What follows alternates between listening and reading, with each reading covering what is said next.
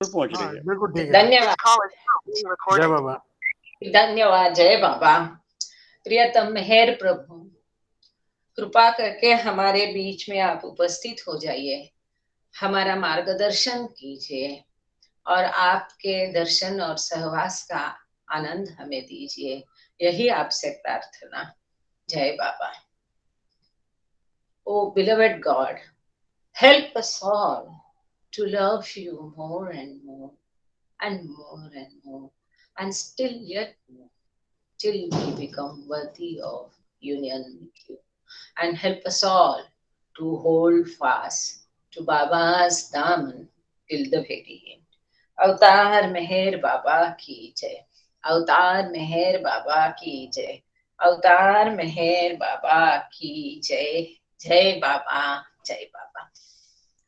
Tiffin lectures में ये 28 जून 1926 का लेक्चर काफी दिन से हमारा चल रहा है, 2-3 हिस्से, क्योंकि कई सारे इश्यूज इसमें है, बहुत महत्वपूर्ण और ऐसे ऐसी बातें इस लेक्चर में बाबा ने बताई है जो बाद में कहीं भी आई नहीं है, और जिससे मुझे तो बहुत अच्छा लगा, क्योंकि इतना ये ध्यान से 1-2 बार पढ़ो तो सृष्टि की, विश्व की उत्पत्ति कैसे हुई और जीवात्मा कैसे हुआ और ये सब संसार का संचलन कैसे शुरू हुआ, विश्व बहुत अच्छे से सिंपल तरीके से, इतना 2-4 लाइन में बहुत अच्छे से बाबा ने बताया है। तो पिछले लेक्चर में हमने एक मिनट, को होस्ट ही लेफ्ट हो गए हैं, तो केतकी आर यू स्टिल देयर?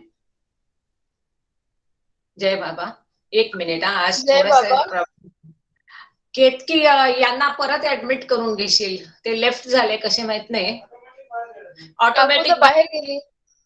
हा, हरकत नाही, ऍड करू का त्यांना? हा, ते आता रिक्वेस्ट करतील ना तुला तर ऍडमिट करून घे, होतंय का पहा, आणि मग मला लक्षात येईलच. मनीषा बाबा, एकदा तुम्ही लॉग इन करा परत. हा, जय बाबा,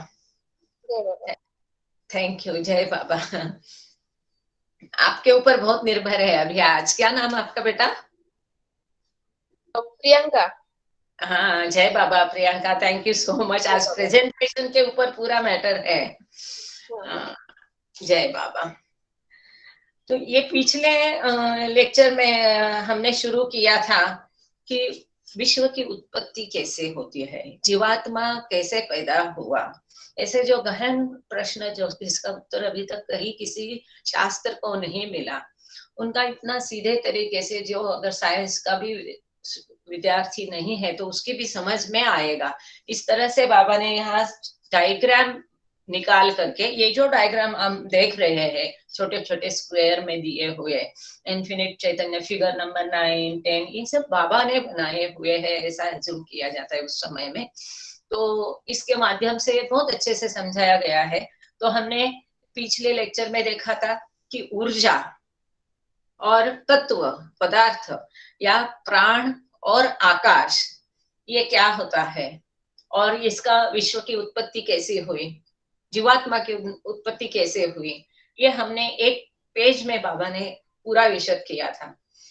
अगर फिर भी किसी को डाउट है तो कभी, या तो मेरा पर्सनल नंबर में भी आप डाल सकते हैं, यहाँ भी पूछ सकते हैं।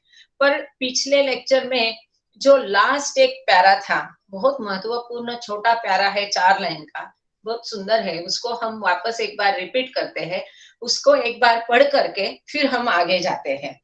आज हम कोशिश करेंगे इसको खत्म करने की जहां तक पॉसिबल है। Again in man Akash is gross. वापस मनुष्य में आकाश तत्व जो है, जिसको मैटर कहा गया, या तत्व या पदार्थ जो घन है, स्थूल है, वो स्थूल है।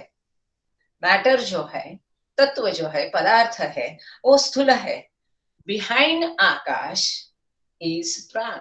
तो ये जो स्थूल तत्व है, इसके पीछे प्राण है, ऊर्जा है। ये ऊर्जा विच इज सटल, जो सूक्ष्म रूप में है। बिहाइंड प्राण इज माइंड। ये जो ऊर्जा है, जो सूक्ष्म रूप में है, इसके पीछे मन है। Behind mind is intellect.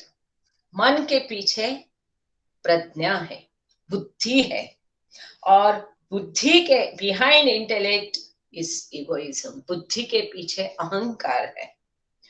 And last of all, देखो कैसे पर्दे हैं, आप इमेजिन करो, समझो कि ऐसे एक के पीछे 7 पर्दे हैं, ऐसा आप कल्पना करो कि पहले है स्थूल, स्थूल के पीछे है प्राण या ऊर्जा जो सूक्ष्म रूप में है, ये ऊर्जा के पीछे है मन या माइंड, इसके पीछे है प्रज्ञा या बुद्धि। पेज नंबर 113 इंदुलता जी। प्रज्ञा, ये मन के पीछे है प्रज्ञा या बुद्धि, ये बुद्धि के पीछे है अहंकार, और सबसे पीछे, ये सबके पीछे है सत्य, अंतिम सत्य, फाइनल ट्रूथ। कैसी है, कितनी सुंदर रचना है। और ये सब नष्ट होगा, इसको सबको हम पार करेंगे, तब हम वो अंतिम सत्य तक पहुंच जाएंगे। इतना महत्वपूर्ण सेंटेंस है कि इसमें सब कुछ आया, पूरा यूनिवर्स, पूरा अध्यात्म, एवरीथिंग आ गया, ऐसा मुझे लगता है। और इतना सब कुछ महत्वपूर्ण ऐसे 3 लाइन में केवल मेहर प्रभु बोल सकता है, और कोई नहीं भी नहीं। ये पेज नंबर 113 है, इसमें नीचे से 2 नंबर का पैराग्राफ है, अगेन इन मैन से ये पैराग्राफ शुरू होता है। तो वापस एक बार मैं पढ़ती, again in man Akash is cross, behind Akash is प्राण विच इज सटल, बिहाइंड प्राण इज माइंड मन, behind mind is intellect, behind intellect is egoism या अहंकार, and last of all behind all the others is truth, सत्य। अब आगे हम चलते हैं। From the point marked 1 in figure 10, आप प्रियंका फिगर नंबर 10 जो पेज नंबर 113 में है, अगर पॉसिबल है तो दिखा दीजिए, नहीं तो कोई बात नहीं है, हम आगे चलते हैं।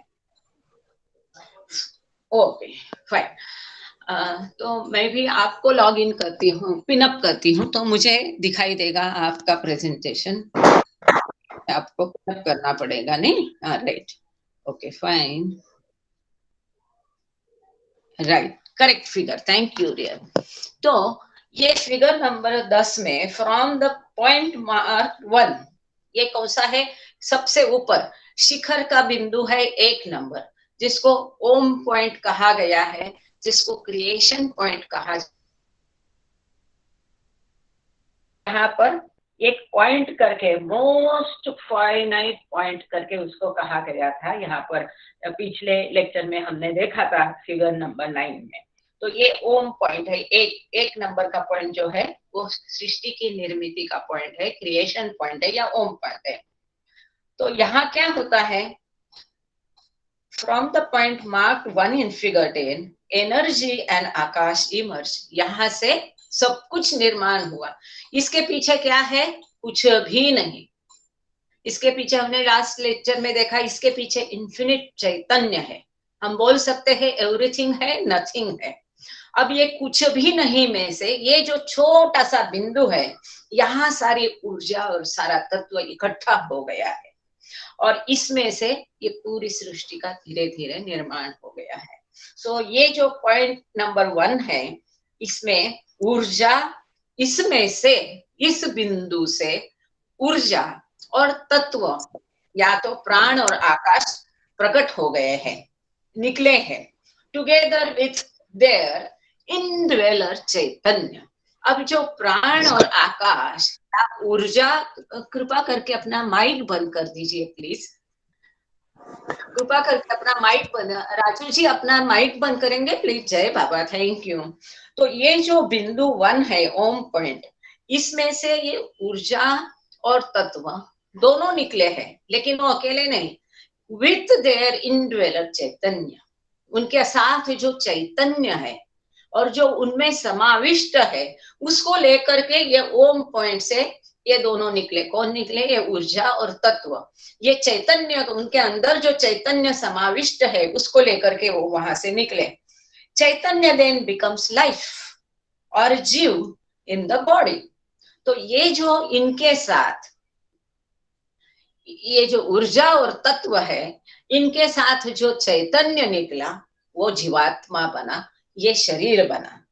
This body is most finite in the beginning, in stone form or atom, but the bodies gradually develop in the course of progress through the vegetable and into the animal form. तो यहाँ से जो शरीर निकला या स्थूल जीव निकला, वो पहला जीव बहुत बहुत द मोस्ट सबसे ज्यादा सीमित था, वो पत्थर योनि था या अणु मात्र था।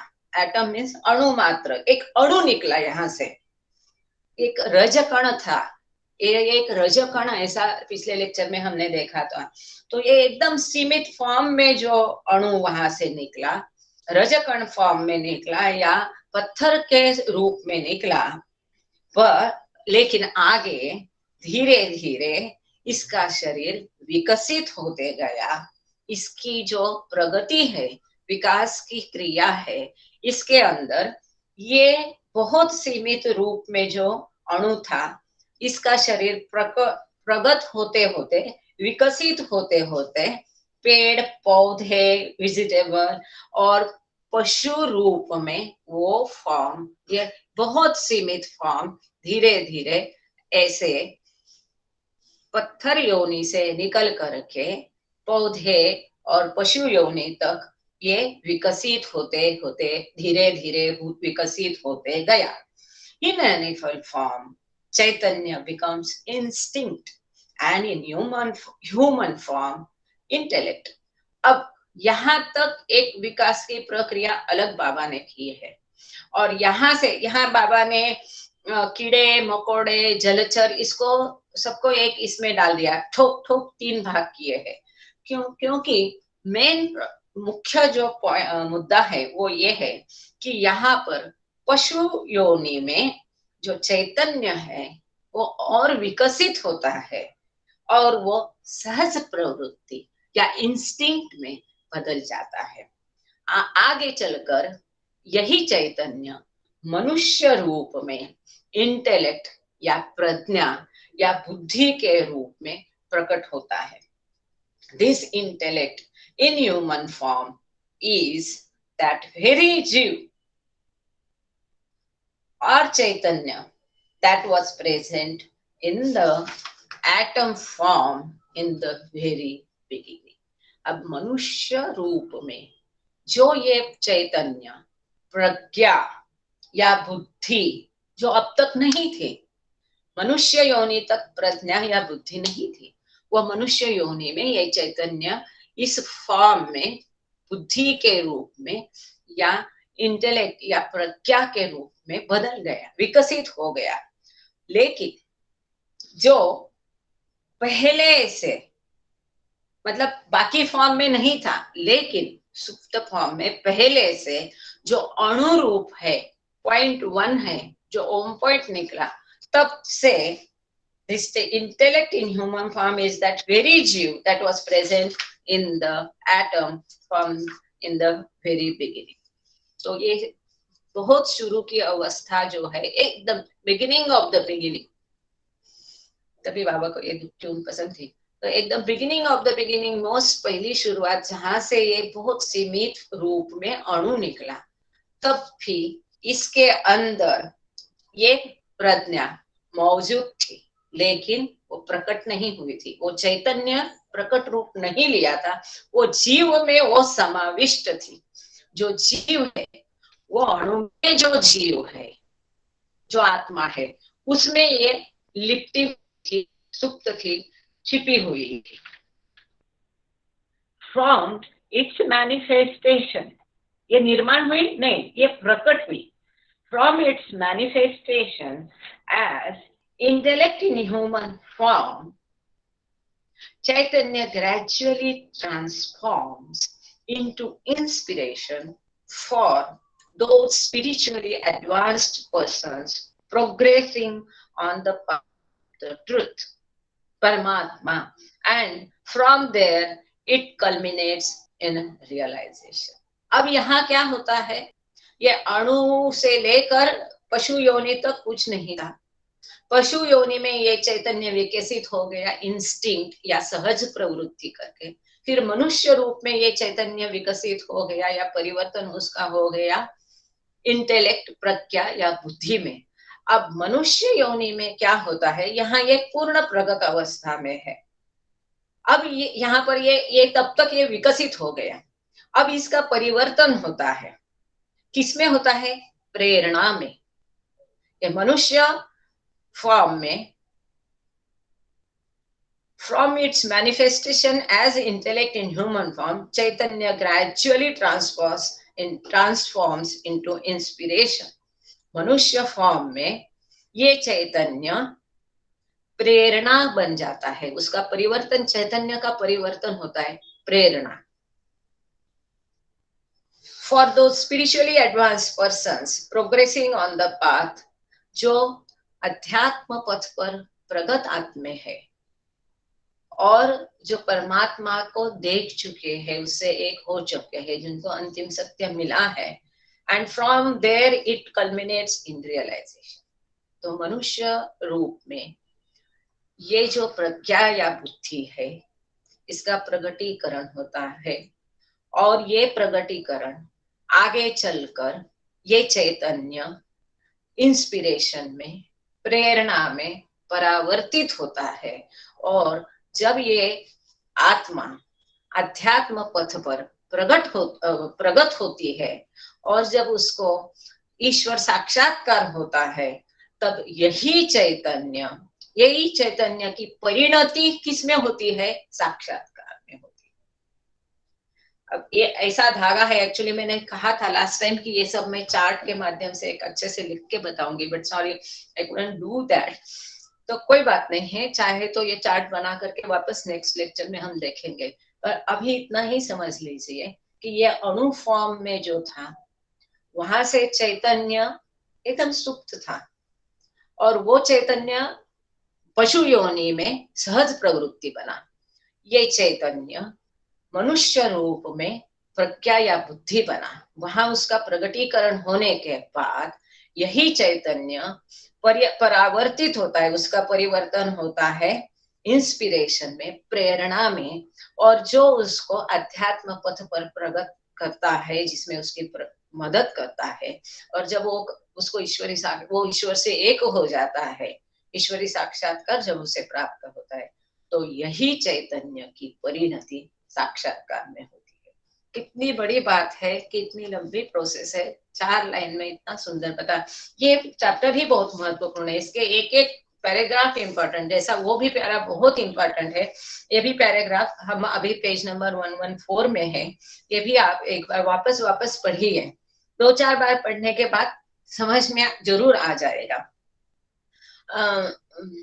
तो यहाँ पर ये ओम पॉइंट से 2 नंबर में मैटर या तत्व है, 3 नंबर में ऊर्जा है, और जैसा हम पहले लेक्चर में देखा था कि पहले ये 2 विभक्त हो गए, फिर इनमें टकराव हो करके ये एक हो गए, और वहां से सृष्टि की उत्पत्ति हो गई है।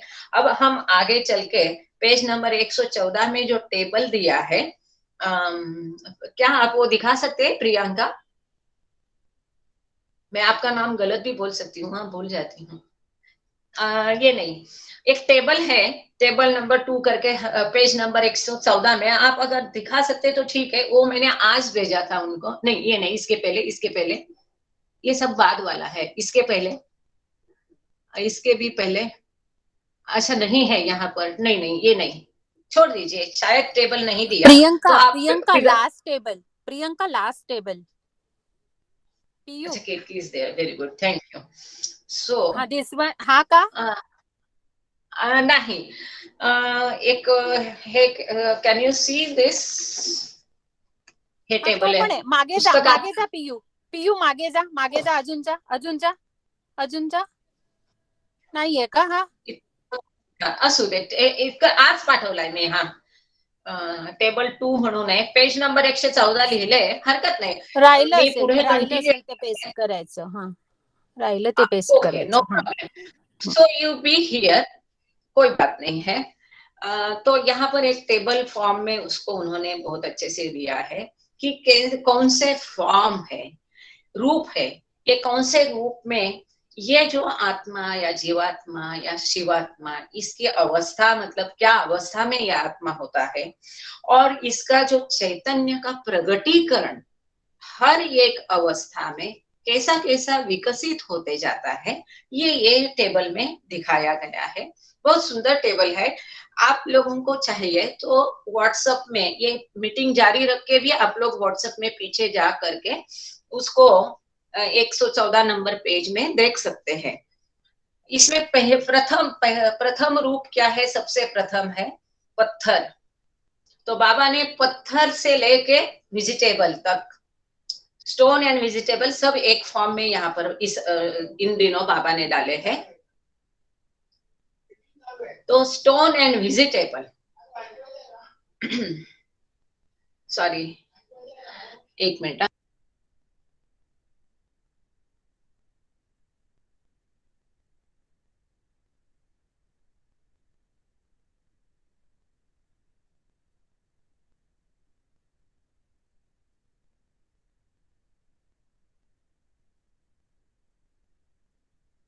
वो होस्ट लेफ्ट हो गए थे करके उनको बोल रहे हैं एडमिट होने को। Sorry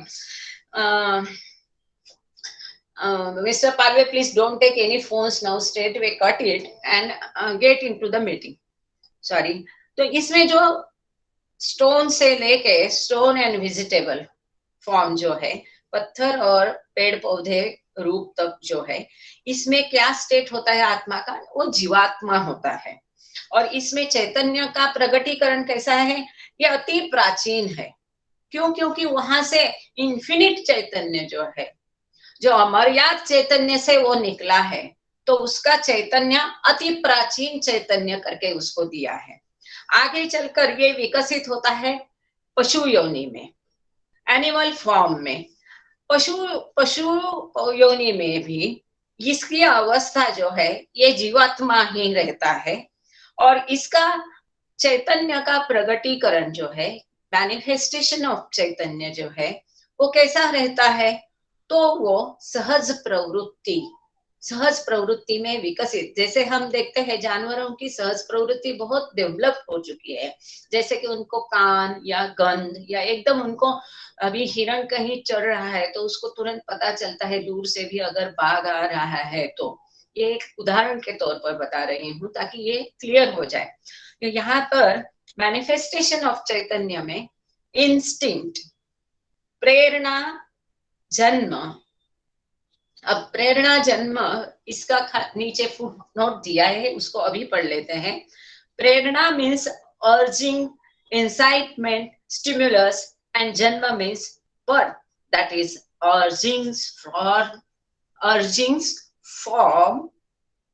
urgings from birth, which is to say the promptings of nature. यहाँ क्या है? जन्म क्या अर्ज रहता है, प्रेरणा रहती है, वो ये सहज रहती है। इंस्टिंक्ट, प्रेरणा, जन्म, स्वेलिंग एंड एक्सपैंडिंग टुवर्ड्स बुद्धि और इंटेलेक्ट। यहाँ जो है जन्म लेने की प्रवृत्ति दिखाई है चैतन्य में। पशु योनि में जीवात्मा स्टेट है, यहाँ चैतन्य का प्रगटीकरण होता है सहज प्रवृत्ति में। वहां वो जन्म लेने का कारण बन जाता है और यहाँ पर बुद्धि विकसित होने की प्रक्रिया शुरू होती है, ऐसा यहाँ पर दिया है। आगे चलते हैं। अगला फॉर्म है, रूप है मनुष्य रूप, ह्यूमन फॉर्म। इसमें भी स्टेट है, जीवात्मा स्टेट है। और इसमें मैनिफेस्टेशन ऑफ चैतन्य या चैतन्य का प्रगटीकरण, इंटेलेक्ट, प्रज्ञा या बुद्धि। यह बाबा ने इनटू ब्रैकेट बाबा के वर्ड है अक्ल, जीव। जो हम सब हिंदी भाषी है इसलिए आराम से समझते हैं, जीव और अक्ल दोनों शब्द का स्पष्टीकरण देने का जरूरत नहीं। मनुष्य रूप में जीवात्मा में चैतन्य का प्रगटीकरण प्रज्ञा या बुद्धि के रूप में होता है। यहाँ चैतन्य विकसित होकर बुद्धि या इंटेलेक्ट में वो उसका प्रगटीकरण चैतन्य का होता है। इसके आगे और प्रगत क्या है? मनुष्य फॉर्म के बाद में yogis and the spiritually advance, जो योगी है और अध्यात्म मार्ग में प्रगत लोग है, जो आत्मे प्रगत है, अध्यात्म पथ पर प्रगत है, ऐसे लोगों में ये जीवात्मा यही स्टेट है। और इनमें चैतन्य का प्रगटीकरण इंस्पिरेशन में होता है। यहाँ इंटू ब्रैकेट बहुत महत्वपूर्ण एक शब्द बाबा ने यूज किया है, ईश्वर। जो अध्यात्म पथ पर प्रगत लोग है, मतलब काफी प्रगत स्टेज, जैसे हमने देखे सप्तभूमि का ईश्वरी साक्षात्कार, ऐसे जो प्रगत आत्मे है अध्यात्म पथ पर, इनमें चैतन्य का प्रगटीकरण इंस्पिरेशन में होता है। उनको एक प्रेरणा हो जाती है और इसमें उसको ईश्वर बोला, मतलब ईश्वरत्व की तरफ, ईश्वर से मिलन की तरफ ये आगे बढ़ते हैं। और इसके बाद में जो लास्ट स्टेट है, जो लास्ट फॉर्म है, जो आखिरी रूप है, वो है परफेक्ट वंस, ये परिपूर्ण, परफेक्ट मास्टर जिसको हम बोलते हैं, या परिपूर्ण। यहाँ पूर्ण हो गया, यहाँ अभी पूर्ण होने का अभी कुछ भी बाकी नहीं है। वो वहां पर आत्मा का स्टेट, अवस्था बदल जाती है। आत्मा की अवस्था शिवात्मा बनता है। अभी तक ये आत्मा जीवात्मा था, पत्थर योनि से लेकर के मनुष्य रूप, यहाँ तक कि अध्यात्म पथ पर प्रगत आत्माओं में भी ये आत्मा जीवात्मा ही था। पर जैसे उसको साक्षात्कार होता है, वो परिपूर्ण बन जाता है।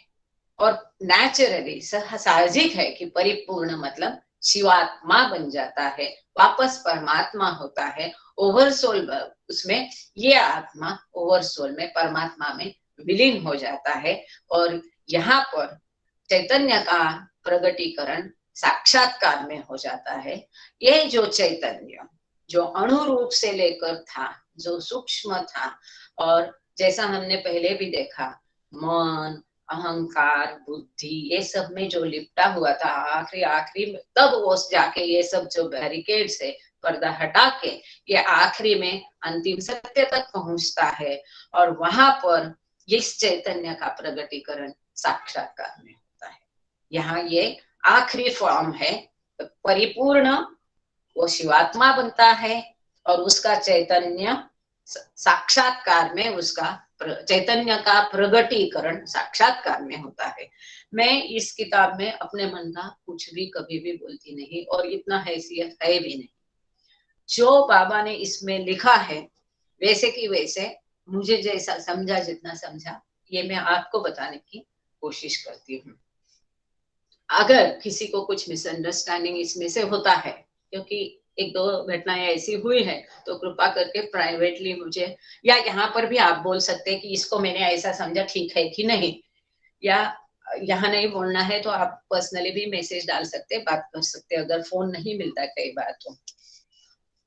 एज शोन इन फिगर 11, अब हम फिगर 11 पे जाएंगे। प्रियंका, प्रेरणा, क्या मैं, सॉरी हाँ, figure 11, right, thank you. As shown in figure 11, the three constituents, the Jiv or indweller Chaitanya, and the two houses or ghars, matter and energy, Akash and Pran, begin together. ये जो आकृति number 11 आप देख रहे हैं, इसमें सबसे ऊपर बड़ा पर्पल कलर का गोला है, वो है इन्फिनिट चैतन्य, अपार चैतन्य, जहां कुछ भी नहीं है और सब कुछ भी है। सब कुछ क्यों है? यहाँ कुछ भी नहीं, पर सब कुछ क्यों है? क्योंकि यहीं से सब सृष्टि का निर्माण हुआ है। So this is the beauty of everything and nothing and everything, एक वाक्य में समझाने का है। तो यहाँ पर 3 घटक समाविष्ट है। ये आप जो देख रहे चित्र, एक ट्रायंगल है और ऊपर हाफ सर्कल है, यहाँ 3 घटक है। ये क्या है?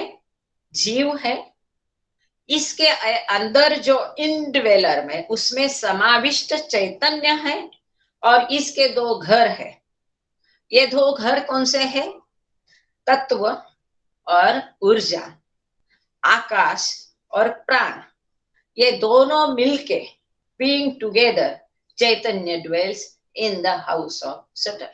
यहाँ ये ऊर्जा और तत्व के घर में रहकर चैतन्य सूक्ष्म जो फॉर्म है, ये सूक्ष्म, ये उसका घर है। बाबा समझाने की कोशिश कर रहे हैं कि ये लेफ्ट हैंड साइड में दिया है 2 नंबर पॉइंट, यहाँ दिया है हाउस ऑफ मैटर, ये एक घर है। मैटर मतलब क्या है? तत्व या आकाश। और 3 नंबर है, यहाँ पर देखो इस फिगर में बाबा ने पहले क्या किया था कि एनर्जी को इधर दिखाया था, अब खाली इधर उधर पलटा दिया है और कुछ भी नहीं है, उससे कोई फर्क नहीं पड़ता है। यहाँ पर 3 नंबर में हाउस ऑफ एनर्जी, ऊर्जा, ये दोनों घर हैं। और इनमें से ये चैतन्य क्या करता है? सूक्ष्म घर बनाता है, और ये सूक्ष्म घर में ये चैतन्य रहता है। और ये चैतन्य के अंदर क्या है? जीव है। अरे केतकी सा फोन है, हाँ सॉरी, पर मैंने कट कर दिया। I don't know what she want to say, कोई बात नहीं है। तो ये फिगर आपको समझ में आई होगी, ऐसा मैं समझती हूँ। 3 घटक है, एक जीव है, या तो इनड्वेलर है, मतलब वो है समाविष्ट है, सब में समाविष्ट है, चैतन्य, इसलिए इन्फिनिट चैतन्य इसको कहा। ये चैतन्य क्या करता है कि उसके 2 घर है, आकाश और प्राण, या मैटर और एनर्जी, और इनमें से ये सूक्ष्म घर बना के उसमें चैतन्य रहता है। In atom form both chaitanya and prana are most finite and matter is most imperfect. अब पत्थर योनि में क्या होता है, पत्थर रूप में क्या होता है कि जो चैतन्य और प्राण ये दोनों अत्यंत सीमित अवस्था में होते हैं, और यहाँ पर मैटर या तत्व या पदार्थ या आकाश वो कैसा होता है? अपरिपूर्ण, अत्यंत अपरिपूर्ण अवस्था में होता है। ये जो स्थूल फॉर्म है, जो स्थूल है, ये हमने लास्ट इसमें देखा है। In the human form however prana is infinite, chaitanya most infinite and matter most perfect. तो हमने पहले जो देखा इसके पहले के पैराग्राफ में कि धीरे धीरे प्रगत होके उसका शरीर विकसित हो जाता है, उसके अंदर का चैतन्य धीरे धीरे परिवर्तन होता है, मैनिफेस्टेशन, प्रगटीकरण होता है, और वो चैतन्य विकसित वो है, उसको विकसित नहीं बोल सकते, लेकिन उसका प्रगटीकरण होता है, परिवर्तन कैसा होता है ये हमने पहले पैराग्राफ में देखा है। ऐसा कर करके ये मनुष्य योनि या मनुष्य रूप में प्राण जो है इन्फिनिट है, अमर्याद है, मतलब ऊर्जा अमर्याद है। चैतन्य मोस्ट इन्फिनिट, इसमें चैतन्य भी अमर्याद है, क्योंकि ये पूरा डेवलप वहां पर पूरा विकसित हो चुका है। एंड मैटर मोस्ट परफेक्ट, जो पदार्थ है या तत्व है या आकाश तत्व है या स्थूल रूप है, ये परिपूर्ण हो चुका है। पत्थर योनि से निकल करके मनुष्य योनि तक जो जो बदल हो गए हैं, तो आप मनुष्य रूप में ये स्थूल रूप, उसका स्थूल शरीर परिपूर्ण हो गया है, उसका चैतन्य अमर्याद रूप में वहां पर आ गया है। भले जैसा हम पहले देखा वो 3-4 पर्दों में लिपटा हुआ है, और इसका ऊर्जा जो है वो भी असीमित है, असीम है। यहाँ पर human form Indeed makes possible the highest state, इसी के कारण मनुष्य रूप में ही सबसे ऊंची अवस्था प्राप्त करना संभव है। बहुत महत्वपूर्ण है ये 3-4 लाइन और ये वाक्य। जो चैतन्य, ऊर्जा, ये सब असीम है मनुष्य रूप में, और पदार्थ या तत्व भी परिपूर्ण है। अब ऐसा होने के बावजूद किसी के मन में शंका आएगी, तो फिर हम इंसान क्यों और भगवान क्यों नहीं? इसका कारण है अहंकार, मन, संस्कार। जाएंगे तभी वो आखिरी सत्य हमको दिखाई देगा। पर इसीलिए इसी कारण क्योंकि मनुष्य रूप में चैतन्य असीम है, ऊर्जा असीम है और मैटर जो तत्व है वो परिपूर्ण है, इसीलिए यदि ईश्वरी साक्षात्कार होना है तो वो केवल मनुष्य रूप में संभव है। मनुष्य रूप में केवल ऊंचे से ऊंचे अवस्था प्राप्त हो सकती है। क्यों? क्योंकि यहाँ चैतन्य पूर्ण विकसित है, असीम है, ऊर्जा असीम है। इसीलिए which is the state of Shiva, जो शिवात्मा है मतलब परमात्मा की ये अवस्था है। In the super conscious state मतलब जो परम चैतन्य अवस्था है, इसमें इन्फिनिट चैतन्य इज शिव इटसेल्फ। जो परम चैतन्य अवस्था है, परमात्मा अवस्था है, परम चैतन्य अवस्था है, इसमें अनंत चैतन्य यही शिव है, परमात्मा है। परमात्मा क्या है? इन्फिनिट चैतन्य, जैसा शुरू में दिया है ये पर्पल गोला, वापस वहां पर आ गए ना, यहाँ से पृथ्वी निर्माण हो गई, सारी योनि हमने खत्म कर गई और वापस हम परमात्मा बन गए, पर्पल में चले गए। नथिंग में से एवरीथिंग, एवरीथिंग में से हम वापस नथिंग में चले गए हैं। आई होप कि हम ये सब समझ में आ रहा है सबके। Now of the constituents that emerge from the point और बिंदु, two of them, Akash and prana, are false and illusory. अब ये जो चित्र यहाँ पर दिया है और इसमें से ये बिंदु जो रेड बिंदु दिया है, 1 नंबर पॉइंट दिया है, या इसमें से जो घटक उत्पन्न हो गए, बाहर आए, प्रकट हो गए, इमर्ज, यहाँ से जो ये पॉइंट में से, ये बिंदु में से जो 2 घटक इमर्ज हो गए, प्रकट हो गए, बाहर आ गए, उनमें से ये 3 घटक है। एक प्राण है, जीव है, एक ऊर्जा है और एक तत्व है। इनमें से 2 घटक जो है आकाश और प्राण या ऊर्जा और तत्व, ये जो है ये भासमय है, ये फॉल्स है, ये सही नहीं है। ये दोनों घटक, देखिए धीरे धीरे बाबा कितना सुंदर बता रहे हैं। रियली ये कुछ में से नहीं एक पॉइंट आ गया, ये पॉइंट में से सब कुछ उत्पन्न हो गया। अब ये सच, या इस पॉइंट में ये 3 घटक आए, प्राण आया, जीव आया, सॉरी ऊर्जा आई, तत्व आए। लेकिन ये 3 घटक में से ये 2 घटक जो है ऊर्जा और तत्व या प्राण या आकाश, ये भासमय है, ये सही नहीं है, ये इल्यूजरी है, फॉल्स है। Only 1 element in this situation is real. ये जो 3 घटक आप दिख रहे हैं, इनमें से एक ही सही है, और वो कौन सा? जीव। क्यों? क्योंकि वो परमात्मा से डायरेक्ट निकला हुआ चैतन्य है। Only 1 element in this situation is real, that is infinite Chaitanya, which is ultimately identical with Sat or truth. यहां से निकली हुई 3 घटकों में से ये सारे घटक कहां से निकले? इन्फिनिट चैतन्य से। फिर भी यहाँ पर ये दोनों में टकराव होता है वगैरह वगैरह हमने देखा, लेकिन ये 2 घटक अब यहाँ आकर बाबा बोल रहे भासमय है, केवल एक सत्य है और वो है चैतन्य, जिसे यहाँ जीव कहा गया है। और ये इन्फिनिट है, पर यहाँ पर सीमित रूप में है, लेकिन ये इन्फिनिट होने के कारण ही यह सत्य है और अंतिम सत्य है। Only 1 element in this situation is real, that is infinite चैतन्य, अपार चैतन्य यहाँ पर है और ये सत्य के समान है, उसके जैसे है, यही अंतिम सत्य है।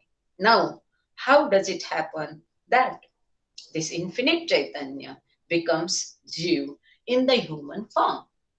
अब बाबा खुद ही पूछ रहे हैं इनको समझाते समझाते कि ये कैसा है पॉसिबल, या अपार चैतन्य इतना बहुत ही मोस्ट सीमित फॉर्म में लेकर के फिर मनुष्य रूप में कैसा आता है? ये कैसा होता है, ये प्रक्रिया कैसे होती है, ये आगे बाबा ने समझाने की कोशिश की है। Because infinite Chaitanya when pure and void of sanskaras is, if unconscious, truth or sat, and if conscious, shiv, paramatma. But when chaitanya gets filled with sanskaras, it manifests as jiv. यह बाबा कहते हैं ये कैसा होता है, ये अपार चैतन्य ये मनुष्य के सीमित रूप में कैसा आता है, क्योंकि यह अपार चैतन्य जब शुद्ध है और कोई संस्कार में लिप्त नहीं है, इस संस्कारों से के अलावा है, इस पे ऊपर कोई संस्कार नहीं है, तब ये अचेत अवस्था है। ये चैतन्य अफाट है, अपार चैतन्य है, ले और शुद्ध है, ले इसके ऊपर कोई भी संस्कार नहीं। लेकिन वो अचेत अवस्था में यहाँ ये जो लिखा है पर्पल कलर का जो गोला है, इसमें ये अपार चैतन्य बेभान अवस्था में, जिसको कोई कॉन्शियसनेस नहीं है, ऐसे अचेत अवस्था में यहाँ ये अपार चैतन्य पड़ा है। ट्रुथ और सत्य जो सत्य है, एंड इफ कॉन्शियस, यही सत्य चैतन्य क्या है, पहले पैराग्राफ में देखा सत्य है, यह अंतिम सत्य है। ये जब संस्कारों के अलावा और शुद्ध रूप में है तब ये अचेत अवस्था में है, किंतु यही सत्य जब जागृत अवस्था में है, कॉन्शियस है, उसको भान है सृष्टि का और खुद का, वह शिव है या परमात्मा है। यहाँ पर बाबा ने 10 स्टेट्स ऑफ गॉड में जो शब्द यूज किए उसके साथ इसको मेल मत देना, मैच मत करना, इसको इसी तरह से पढ़ के समझना, क्योंकि बाद में बाबा ने ये टर्मिनोलॉजीज और डेवलप करके थोड़ी सी बदल दी गई थी। यहाँ बाबा का कहना इतना ही है कि ये जो अपार चैतन्य अचेत अवस्था में है, जब वह सत्य के रूप में और चेतन अवस्था में आता है, अंतिम सत्य में आता है, अंतिम सत्य में आता है मतलब तभी भी इसके संस्कार खत्म हो जाते हैं, तब वो परमात्मा या शिवात्मा बनता है।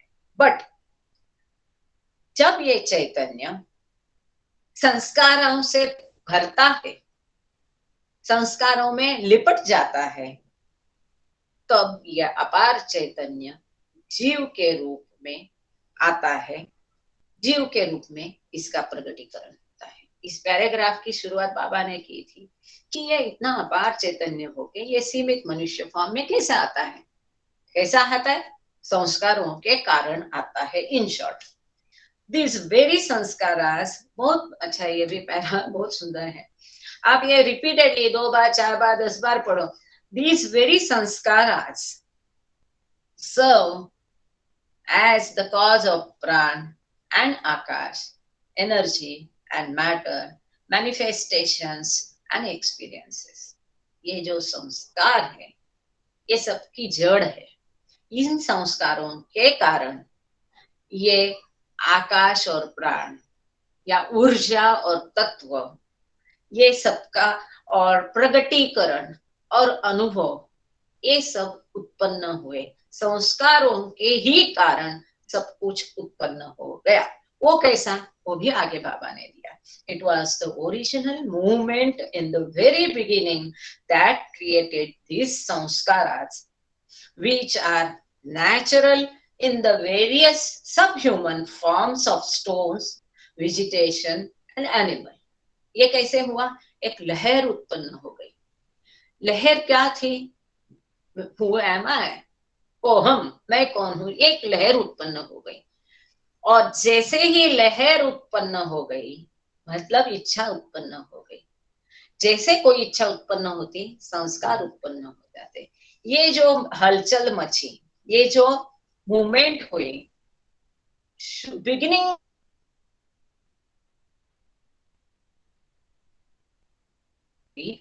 इसने संस्कारों का निर्माण किया। अब ये संस्कार चल के विविध अमानवीय रूप जैसे कि पत्थर, पेड़ पौधे, पशु, ऐसे अनेक विध रूपों से निकल करके। जय बाबा, प्लीज अपना माइक बंद कर दीजिए। Thank you. जय बाबा, किसी का माइक चालू है, बंद करेंगे प्लीज। Thank you. जय बाबा। आपको कुछ पूछना है तो मैं आगे, let me complete the chapter. इतना हम एक पैराग्राफ खत्म करके, क्योंकि एक फ्लो बना रहता है और बहुत ही इंपॉर्टेंट है। फिर एक बार लिंक टूट गई ना, फिर गड़बड़ हो जाता है। मुझे माफ करना, एंड में हम लेंगे जो भी क्वेश्चन है, कृपा करके मुझे माफ कर दिए। और कुछ आपको लगता है मैंने गलत बोला या आपने ये मतलब निकाला, तो वो अभी आप उजागर कीजिए। तो हम ये देख रहे थे कि संस्कार कैसे उत्पन्न होते हैं। कोई भी एक इच्छा उत्पन्न हो गई, कोई भी एक शब्द बोला, जैसे मैंने अभी बोला, इसने संस्कार क्रिएट कर दिए, उत्पन्न हो गए ये संस्कार। तो वैसे बिगिनिंग ऑफ द बिगिनिंग, सबसे शुरुआत के टाइम में क्या हुआ, ये हलचल मचने के कारण संस्कार उत्पन्न हो गए। और ये पत्थर योनि से लेकर के मनुष्य योनि तक विविध विविध रूपों में से ये संस्कार और इकट्ठे होते गए। और कहाँ थे, सॉरी, हम ये जो संस्कार है ये नैसर्गिक संस्कार है, नेचुरल संस्कार है। और ये नेचुरल संस्कार बहुत महत्वपूर्ण है। बाबा ने बताया है नेचुरल संस्कार एंड अननेचुरल संस्कार। मनुष्य योनि तक जो उत्पन्न होते हैं वो नेचुरल नैसर्गिक संस्कार है। और चूंकि मनुष्य रूप में चैतन्य पूर्ण विकसित होता है, मैटर जो तत्व है ये परिपूर्ण अवस्था में होता है, ऊर्जा परिपूर्ण असीम होती है। इसलिए यहाँ पर और उसको डेवलप नहीं होना होता है और उसका विकास नहीं होना होता है। और उसमें प्रज्ञा या बुद्धि में चैतन्य परिवर्तित होता है। इसीलिए मनुष्य रूप में, ह्यूमन फॉर्म में जो संस्कार बनेंगे वो अनैसर्गिक संस्कार है। तो यहाँ पर इसका जिक्र नहीं, यहाँ केवल नेचुरल संस्कार में के बारे में बाबा ने बताया है। तो ये नैसर्गिक संस्कार विविध रूप जो है, अमानवीय अवस्था या रूप है, जैसे कि पत्थर, पेड़ पौधे और पशु योनि से लेकर के ये मनुष्य योनि तक आ जाते हैं। मनुष्य योनि में भले नैसर्गिक संस्कार उत्पन्न नहीं होते हैं, जो होते हैं वो अनैसर्गिक होते हैं, लेकिन जो पहले के ये नेचुरल संस्कार इकट्ठे किए हुए होते हैं वो बहुत तीव्र होते हैं, दृढ़ होते हैं, कॉन्सेंट्रेट होते हैं, और वो रहते हैं मनुष्य रूप में। और इसको हमको खत्म करना पड़ता है। और सभी संस्कार पूर्णतया कोई भी इंसान अपने आप खत्म नहीं कर सकता, ये भी बाबा ने बोला। आखिरी में उसको सदगुरु की ही मदद पड़ती है। जो भी अगर 6th प्लेन तक भी आप जाओ, थोड़े थोड़े बचे कुचे संस्कार है, वो सदगुरु ही मदद करता है उसको नष्ट करने में। आगे चलते हैं यहाँ पर। But in the human form, as intellect begins to work, they undergo a reversal and become unnatural. और जैसे ये मनुष्य रूप में आ जाता है जीवात्मा, वैसे इसकी बुद्धि या प्रज्ञा काम करना शुरू करती है। और ये यहाँ पर बाबा ने कहा है कि ये नैसर्गिक या नेचुरल संस्कार रिवर्स हो जाते हैं, पलट जाते हैं, और वो अनैसर्गिक या अननेचुरल संस्कार हो जाते हैं। आगे का पैराग्राफ है, हम है पेज नंबर 115 में। मुझे इतना खत्म करने दो, फिर हम क्वेश्चंस की तरफ चलते हैं, नहीं तो मेरी भी बुद्धि काम नहीं करती एज इट इज। मैं मेहराबाद में थी, मैंने कुछ भी पढ़ा नहीं था। अब बाबा जो बुलवा रहे इसीलिए मैंने रिक्वेस्ट भी की थी कि वाजपेयी जी वो लोग ज्वाइन करे, कहीं मुझे हिंदी शब्द अड़ता है तो। द शिव और परमात्मा state is the real estate, but जो शिव रूप है, जो हमने देखा स्टेट अवस्था, जो शिव अवस्था है, शिवात्मा अवस्था या परमात्मा अवस्था है, यही खरी अवस्था है, सत्य अवस्था है, यही अंतिम सत्य है। बाकी सब झूठ है, भ्रम है, माया है, भास है। But it's attainment requires the grace of a गुरु। लेकिन ये जो परम अवस्था है, जो सत्य है, परमात्मा अवस्था है, शिवात्मा अवस्था है, इसको हासिल करने के लिए, ये प्राप्त करने के लिए गुरु की कृपा की अत्यंत आवश्यकता है। गुरु की कृपा शिवाय ये शक्य नहीं है, मुमकिन नहीं है. All this that we are talking about now amounts to no more than verbal and intellectual knowledge, which is as nothing compared to the real experience. बाबा यहाँ कहते हैं ये जो हम ब्लाम ब्लाम ब्लाम ब्लाम बोल रहे हैं, ये सब जो बात मुंह से कर रहे हैं, मौखिक बात चल रही है, ये जो बौद्धिक ज्ञान बांटा जा रहा है, ये कुछ भी नहीं है. जो असली वास्तव में सत्य जो है, सत्य का असली सत्य का जो अनुभव है, जो असली सत्य है, उसके सामने, उसके अनुभव के सामने ये ज्ञान कुछ भी नहीं है. मतलब क्या अनुभव होगा? तो अंतिम सत्य का अनुभव, वो रियल ट्रूथ, रियल नॉलेज जो है, उसका अनुभव कितना बेभान होगा. उसके सामने ये कुछ भी नहीं. Although this verbal and intellectual knowledge is nowhere else as fully and clearly explained as here. इसके विपरीत ऐसा है फिर भी यहाँ पर जो कुछ मौखिक रीति से या बौद्धिक ज्ञान बांटा गया है, ये यहाँ पर ये बाबा के शब्द है, ये जो जी डायरी में ये शब्द है जो बाबा स्लेट पर लिखते थे, दूसरा आदमी उसको इंटरप्रेट करता है, उसका इंटरप्रिटेशन गलत होता है तो बाबा उसको करेक्ट करते थे, फिर वो स्लेट जाती थी डायरी वाले के पास, फिर वो स्लेट जाती थी साफ करने के पास और फिर वो साफ स्लेट बाबा के पास आती है. ऐसे ये लेक्चर दिए गए हैं. तो यहाँ पर बाबा बोलते हैं ये मौखिक और बौद्धिक ज्ञान कुछ भी नहीं असली अनुभव के सामने. फिर भी यहाँ कुछ जो भी दिया गया है वो इसके पहले एज फुली, भले ये मूर्खता हो, लेकिन इतनी स्पष्ट रूप से पहले कहाँ भी कहीं भी दिया गया नहीं. ये ज्ञान पहले कहाँ. और ये सत्य है कि मेहर बाबा ने इस युग में, इस अवतार काल में इतने सारे आध्यात्मिक रहस्य उजागर किए हैं, खोल दिए, इतने सारे स्पिरिचुअल सीक्रेट्स ओपन किए हैं जो पहले कभी भी ओपन नहीं हुए थे. और इसके बावजूद देयर आर स्टिल सम, और भी ऐसे कुछ रहस्य है जो हम अभी भी नहीं जानते हैं. Yet in the end, what is the advantage, what is the value of nothing, sites and places drawn on a map? बाबा कहते हैं इसका कोई महत्व नहीं असली अनुभव के सामने, लेकिन ये पहले कभी बताया भी नहीं गया. फिर भी इसका महत्व क्यों है?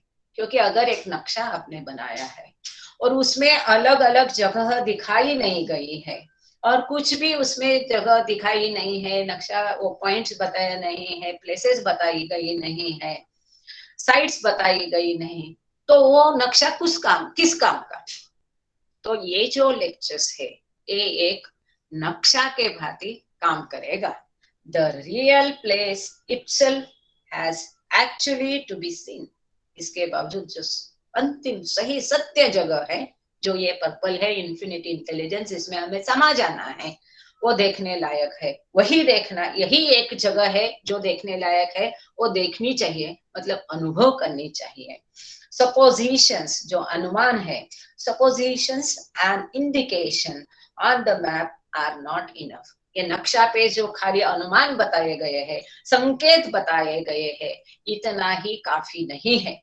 The map gives merely a little knowledge about where the place is situated, no more. ये जो नक्शा है वो खाली ये जगह कहाँ है उसका लोकेशन खाली बता है और कुछ नहीं है. इसी तरह के ये लेक्चर है कि वो बताता है आपको क्या है, पर इसका अनुभव सबसे महत्वपूर्ण है. As to this matter of intellectual knowledge, Ramakrishna was quite illiterate and uneducated. He couldn't read or write. Krishna Paramhans जो है वो नीचे नोट दिया है. रामकृष्ण परमहंस 1836 बॉर्न, जन्म उनका 1836 में, और उन्होंने शरीर छोड़ा 1886 में. Was born into a poor Brahmin family in rural Bengal. जो बंगाल की देहाती इलाके में एक गरीब ब्राह्मण फैमिली में रामकृष्ण परमहंस का जन्म हुआ था, and as a young man became a priest in a temple in Dakshineswar on the outskirts of Calcutta, devoted to the worship of Kali. Calcutta में बाहर जो थोड़ा आउटस्कर्ट्स में जो मंदिर है दक्षिणेश्वर, वहां पर एज ये अपना यौन अवस्था में एज ए यंग मैन ये वहां पर एक भटजी या प्रिस्ट के रूप में कार्यरत थे और माँ काली की पूजा करते थे। He acquired a wide reputation। यहाँ पर बाबा बोलते हैं कि as to this matter of intellectual knowledge, ये जो बौद्धिक ज्ञान है ये कुछ भी नहीं। तो बाबा यहाँ पर उदाहरण देते कि रामकृष्ण वाज क्वाइट इलिटरेट। ये रामकृष्ण परमहंस जो है, जो परफेक्ट मास्टर थे, वो अशिक्षित थे, सीखे हुए नहीं थे, उनकी कोई शिक्षा नहीं हुई थी, एजुकेटेड नहीं थे, वो लिख भी नहीं सकते थे, पढ़ भी नहीं सकते थे। इसके बावजूद वो परफेक्शन उन्होंने प्राप्त किया, वो परफेक्ट मास्टर, इसके बावजूद वो सद्गुरु बने। Yet after he was made perfect, he held the key of the whole world in his hand। बाबा यहाँ पर उजागर करते बहुत महत्वपूर्ण मुद्दा कि रामकृष्ण परमहंस परफेक्ट मास्टर थे, सद्गुरु थे, हम जानते थे। यहाँ बाबा बोलते हैं कि उनको लिखना पढ़ना कुछ भी नहीं आता, ये इंटेलेक्चुअल नॉलेज की कुछ भी नहीं था, इसके बावजूद पूरे जगत की चाबी उनके हाथ में थी। That means he was the master of master। Qutub. और आप पूजा किसी की भी फॉर्म में करो, इसका कोई महत्व नहीं है, जो अंतिम सत्य वो हासिल करना इम्पोर्टेंट है। He acquired a wide reputation as a great spiritual master and from the mid 1870 began to attract disciples, most probably Narendra Dutt, later known as Vivekananda। इनके विवेकानंद भी इनके शिष्य थे, उनको बहुत प्रसिद्धि मिली। मेहर बाबा से that Ramakrishna was a perfect master। बाबा ने आगे लिखा ही है कि he attained perfection, ये सद्गुरु बने, परफेक्ट मास्टर बने। अच्छा, यहाँ पर एक की नोट दिया है फिगर 9 to 12 में, इसको हम स्किप कर रहे हैं। ये जो बड़ा चार्ट है इसको भी स्किप कर रहे हैं, क्योंकि बाबा ने 9 से 12 में इतना सुंदर दिया है, इतना क्लियर दिया है, उसमें और कंफ्यूजन में किसी का भी बढ़ाना नहीं चाहती। व्यक्तिशः मैं ये 116 और 117 पेजेस स्किप करने वाली हूँ, एक्सेप्ट एक फुटनोट बहुत इंपॉर्टेंट है। हाँ, ये जो चार्ट यहाँ पर बताया है प्रियंका, सॉरी है मैं नाम आपका प्रेरणा वगैरह कुछ बोल रही, तो ये जो चार्ट आप स्क्रीन पर देख रहे हैं, ये चार्ट एडिटर्स ने बनाया है बाबा के चार्ट को देख करके। एक चार्ट ये कहता है, ये पर्पल कलर है अपार चैतन्य, इसमें से 3 घटक उत्पन्न हुए, जैसे हमने देखा जीव, आकाश और प्राण, या तो ऊर्जा और पदार्थ। अब इनका टकराव होके एक मिलन हो करके यहाँ से इन्होंने और 3 छोटे ट्रायंगल बताए हैं। पहला एकदम फीबल है ग्रे कलर का, ये पत्थर योनि है, फिर छोटा पीले कलर का बीच में है, ये पशु योनि है, और लंबा बड़ा पीला त्रिकोण है, ये मनुष्य रूप है, कि जिसको उन्होंने एकदम उजागर अवस्था में बताया है। यहाँ पर एक फुटनोट है, in the materials he dictated to Margaret Mayo in December 1931, Baba explained, यही चार्ट रहने दो, बाबा explained that the primary elements of fire, water, air and earth come forth from this whirling chaos। तो जो Margaret मायो है, इनको बाबा ने 1931 दिसंबर में बताया था कि जो शुरू की अवस्था में, प्राथमिक अवस्था में अग्नि, पानी और हवा और पृथ्वी या डस्ट या रज बोल सकते हैं, कम फोर्थ फ्रॉम दिस, ये जो टकराव हुआ ऊर्जा और पदार्थ में, आकाश और प्राण में टकराव होके सबसे प्रथम ये सब चीजों का निर्माण हुआ। तो यही है, क्योंकि मतलब जो लहर उत्पन्न हुई तो पहले इनका उत्पत्ति हो गई, तो ये तो सही है क्यों, तभी तो ऊर्जा और मैटर अलग हो गए, और मैं बाद में पढ़ती हूँ निस्तानी जी, डेफिनेटली पढ़ूंगी। और जो ऊर्जा और मैटर ये अलग हो गया, जो मैटर है, पदार्थ है या तत्व है, यही मतलब ये सब है। क्या है? अग्नि, पानी, हवा, रज, यही सब पदार्थ में आता है। And out of these 4 elements evolution begins, जो क्रांति इसमें से शुरू हो गई, ऐसा उन्होंने यहाँ पर मेंशन किया है।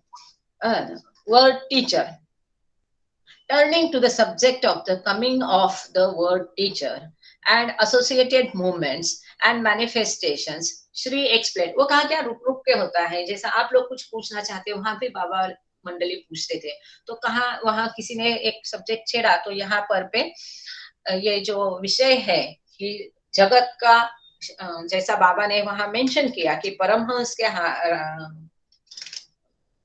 सॉरी रामकृष्ण परमहंस के हाथ में, यहाँ तक इतने उन्होंने ऐसा परफेक्शन हासिल किया कि उनके हाथ में पूरे विश्व की चाबी थी। तो इसमें से सब्जेक्ट निकला कि विश्व का सिखाने वाला या गुरु। तो इसके मूवमेंट में ये जो उस समय में चल रहा था और प्रकटीकरण और इस सब के बारे में आगे मेहर बाबा ने बताया।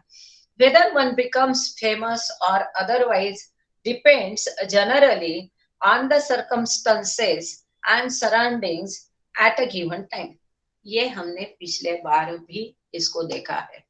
वहां पर भी बाबा ने बताया था कि कोई गुरु प्रसिद्ध हो या नहीं हो, इसका इस गुरु, क्योंकि वो परफेक्ट मास्टर है, वो सब कुछ है, उसमें सब कुछ समा हुआ है, उसके विपरीत कुछ भी नहीं, वो सब में समाविष्ट है। तो किसी ने उसके प्रसिद्धि की या नहीं, उससे उसके काम में कोई फर्क नहीं पड़ता है। और उसकी प्रसिद्धि होवे या नहीं होए, ये उसकी इच्छा होती है। उस समय की जी परिस्थितियां होती है आसपास की, इसके ऊपर यह निर्भर होता है कि किसी गुरु की प्रसिद्धि होए या नहीं होए, होती है या नहीं होती है।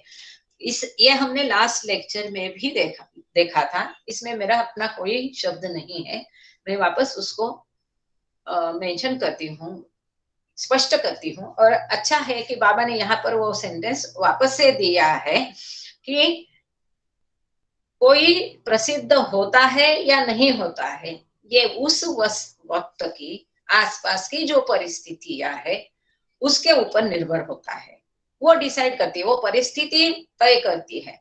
That binding does not pertain to the one who is himself perfect.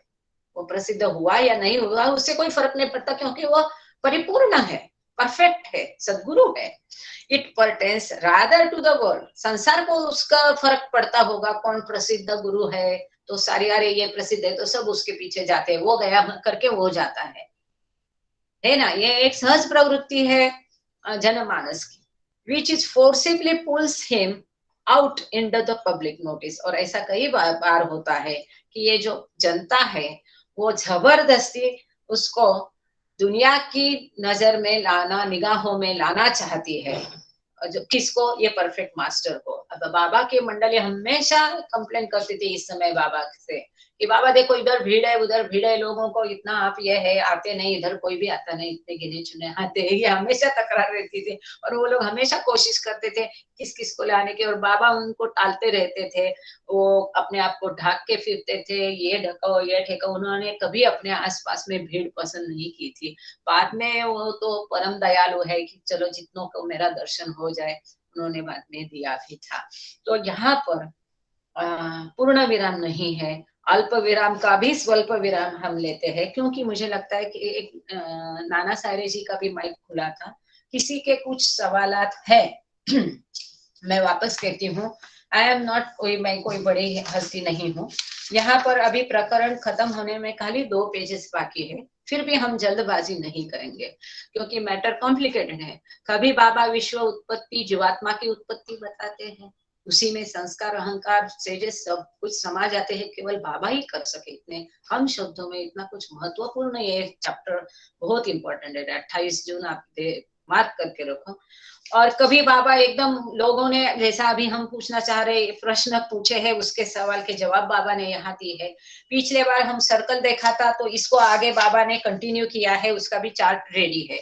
लेकिन हम आगे जाए इसके पहले जय बाबा पालवेताई।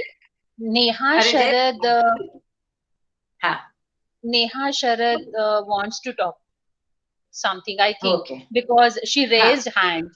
Neha Sharad जी, ओके ठीक है जय बाबा। हाँ। और बाद में नेहा नाना शरद सायरे जी, भी है और राजेंद्र हाँ, जय निस्ताने मेहर भी है बाबा। जय मेहर बाबा जय कृपा जी। हाँ, जय बाबा एक जय बीच में आपने स्टेटमेंट दिया था वो मैं समझना चाह रही थी। आपने हम्म, कहा ह्यूमन फॉर्म में नैसर्गिक संस्कार पैदा नहीं होते हैं। हाँ ये मेरा हाँ, तो कहना नहीं, ये अच्छा, तो ये ये बात बाबा ने जो संस्कार के बारे में जो एक पैराग्राफ है वो उसको जरा आप थोड़ी और क्लैरिटी देंगे क्या प्लीज? जरूर। लेकिन नेहा जी मैं यहाँ पर हाँ एक और बात बताना चाहूंगी जी कि जी। नेचुरल नेचुरल संस्कार और अननेचुरल संस्कार में हाँ हाँ। डिस्कोर्सेस में बहुत एक और सुंदर टॉपिक है और उसको बाबा अच्छा। ने वहां फुल्ली एक्सप्लेन किया। अब हाँ हाँ हाँ, यहाँ वहां हम तो है। यहाँ हम लेकिन एक ये बात समझ ह्यूमन फॉर्म में पैदा ही नहीं होते नैसर्गिक संस्कार, ये स्टेटमेंट मैंने पहली बार सुना। तो ये मैं थोड़ा समझना चाह रही थी। बिल्कुल ऐसा ही वहां पर भी है जहां तक मुझे याद है। अभी मैंने हालांकि वो अच्छा। रेफरेंस पढ़ नहीं पाई, परंतु हाँ हाँ यहाँ मैं एक बात बताऊंगी। हमको ये हाँ। ध्यान रखना पड़ेगा ये 1926 का समय था और यहाँ जी जी। पर बाकी लोग सुन पा रहे हैं क्योंकि दो माइक एक समय खुले रहते तो सुन नहीं सकते हैं। 1926 का समय था, यहाँ लोगों को संस्कार ये कंसेप्ट ही नहीं थी। वहां पाप पुण्य हम्म। तभी प्रचलित था और यहाँ पर फर्स्ट हाँ टाइम नेचुरल संस्कार और अननेचुरल संस्कार का ये फर्स्ट हाँ। बाबा ने मेंशन जी। किया है। करेक्ट और करेक्ट। हाँ नेचुरल हाँ। नेचुरल संस्कार को पहली बार बाबा ने मेंशन किया है 28 जून 1926 को।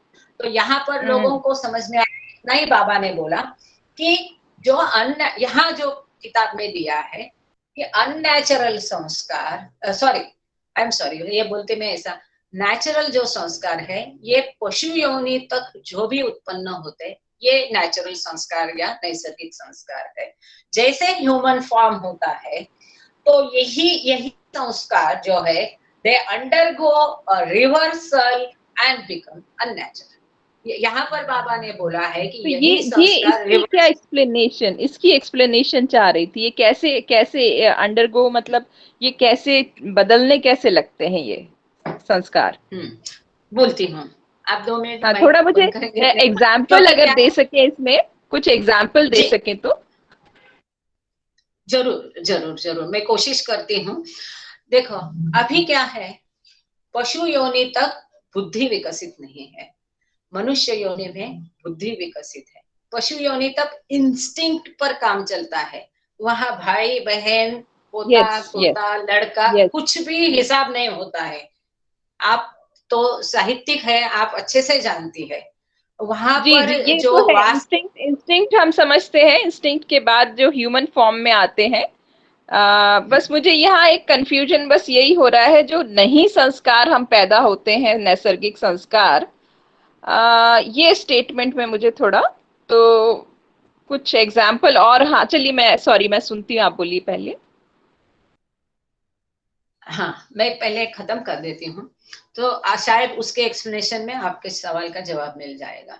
तो यहाँ पर जो वासना के संस्कार बहुत ज्यादा डार्क होते हैं, तीव्र होते हैं और वहां कोई हिसाब नहीं रहता। फिर भूख हो फूड हो और जैसा ज्यादा नहीं जमाते वैसा वो हासिल करने के लिए भी वहां बुद्धि विकसित नहीं, उसका उपयोग किया नहीं जाता। शायद शायद इसीलिए इसको नैसर्गिक संस्कार कहा गया है। इसके बाद में बुद्धि विकसित है। इसके लिए जो भी करते हैं हम सोच समझ के जानबूझ के करना चाहिए कि ये क्रिया गलत है। इसीलिए हम संस्कार कम इकट्ठे कैसे होंगे जो पहले से संस्कार इकट्ठे हुए हैं वो खत्म कैसे होंगे, इसकी कोशिश हमें करनी चाहिए। अब जो रिवर्सल बाबा ने बोला है यहाँ पर, तो यहाँ पर बुद्धि का उपयोग होने के कारण ये रिवर्स होता है, कैसा होता है, ये प्रक्रिया क्या है, आई एम सॉरी, मैं इसका आपको जवाब नहीं दे सकती नेहा जी। ये रिवर्स होके ये अननेचुरल बनते हैं, अनैसर्गिक बनते हैं, ऐसा यहाँ पर स्टेटमेंट है। वापस एक बार, but in the human form as intellect begins to work, Baba ने ये शब्द प्रयोग किया कि बुद्धि काम करना शुरू करती है, they means natural sanskaras undergo a reversal, मतलब उसको खत्म करना है ना। वो जो बुद्धि मतलब प्रज्ञा, प्रज्ञा से अर्थ है क्या इसका? जी, इंटेलेक्ट। हाँ हाँ, ओके।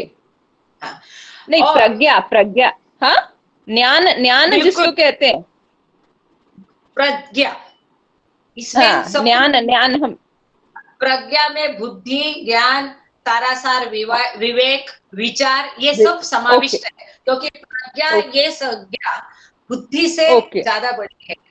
इसमें जो करना है, नॉलेज, विचार, विवेक, ये सब समाविष्ट है। तो मनुष्य तय करता है कि मुझे ये करना है, नहीं करना है।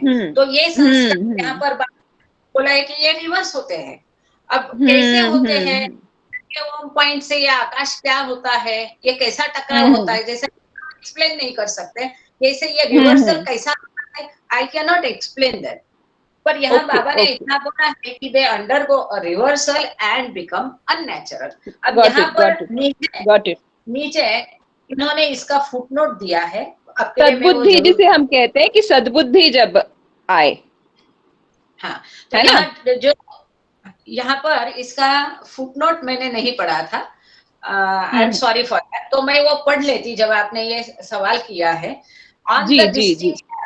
On the distinction between natural and unnatural sanskaras, see page 10 footnote। अब यहाँ पेज 10 का फुटनोट हम पढ़ सकते हैं, हो सकता है यहाँ पर बाबा ने कुछ और उजागर किया है। हाँ, ये मैं पढ़ लेती हूँ। इसी किताब में पेज नंबर 10 में ये हो चुका है, यहाँ पर वापस एक बार पढ़ते हैं। Here, as infinite intelligence, see page note number 127 of that book. Natural sanskaras are the sanskaras gathered during the evolution of consciousness. While आपके सवाल का ये जवाब है, आपने बोला कि आपने कहा कि ह्यूमन फॉर्म में अननेचुरल संस्कार तैयार होते हैं, वो कैसे बोला, तो ये पढ़ के कहीं तो बढ़ जाता है। Unnatural sanskar are those accrued in human form during the cycle of reincarnation। यहाँ बाबा कहते हैं, और इन्फिनिट इंटेलिजेंस का इन्होंने रेफरेंस किया है कि ये उत्क्रांति की प्रक्रिया में जो संस्कार उत्पन्न होते हैं, ये नैसर्गिक संस्कार है। During the evolution of consciousness, जो चेतना का विकास होता है, उस दौरान जो विकसित होते हैं वो नेचुरल संस्कार है। और मनुष्य रूप में अननेचुरल संस्कार उत्पन्न होते हैं। अननेचुरल एक्रूड अननेचुरल, इधर बाबा ने ही बोला है, ये मेरा मन का नहीं है। Unnatural sanskar are those accrued in human form during the cycle of reincarnation। जो जन्म मृत्यु की परंपरा है, अनेक जन्म हम लेते हैं, उसके दौरान जो संस्कार हम उत्पन्न करते हैं, निर्माण करते हैं, वो अनैसर्गिक या अननेचुरल संस्कार है। Later Baba preferred the term natural and non-natural sanskaras। The formation and functions of sanskaras, कैसा संस्कार उत्पन्न होते हैं, उनका कार्य कैसा चलता है। In discourses edited by C.D. Deshmukh, 7th edition, edited by A.H. Jessawala and बायनातू, and उसका उन्होंने पेज नंबर 32 से लेके 39 स्पेशली उन्होंने बोला है कि डिस्कोर्सेस में पेज नंबर 33 पे इसको और उजागर किया है। चूंकि अभी हमारा टॉपिक संस्कार का नहीं है, क्योंकि वो भी आगे हाँ, आएगा। मैं सॉरी, मैंने टॉपिक आपका थोड़ा डाइवर्ट किया, लेकिन ये लाइन कोई बात ऐसी नहीं। थी कि मैं हाँ उस पे अटक गई थोड़ा, कि इसको समझना नहीं, चाह रही थी, काफी क्लैरिटी जी आई है, और बाकी मैं डिस्कोर्सेस भी देख लेती हूँ, है ना। Okay, thank you. मैंने जरूर कहा कि अननेचुरल संस्कार ह्यूमन फॉर्म में होते हैं। यहाँ ये पैराग्राफ में दिया नहीं है, लेकिन कहीं और बाबा ने उसको मेंशन किया है। ओके आगे okay, thank you Neha ji. अच्छा, आगे कौन थैंक है? यू सो नाना सायरे जी। जय बाबा।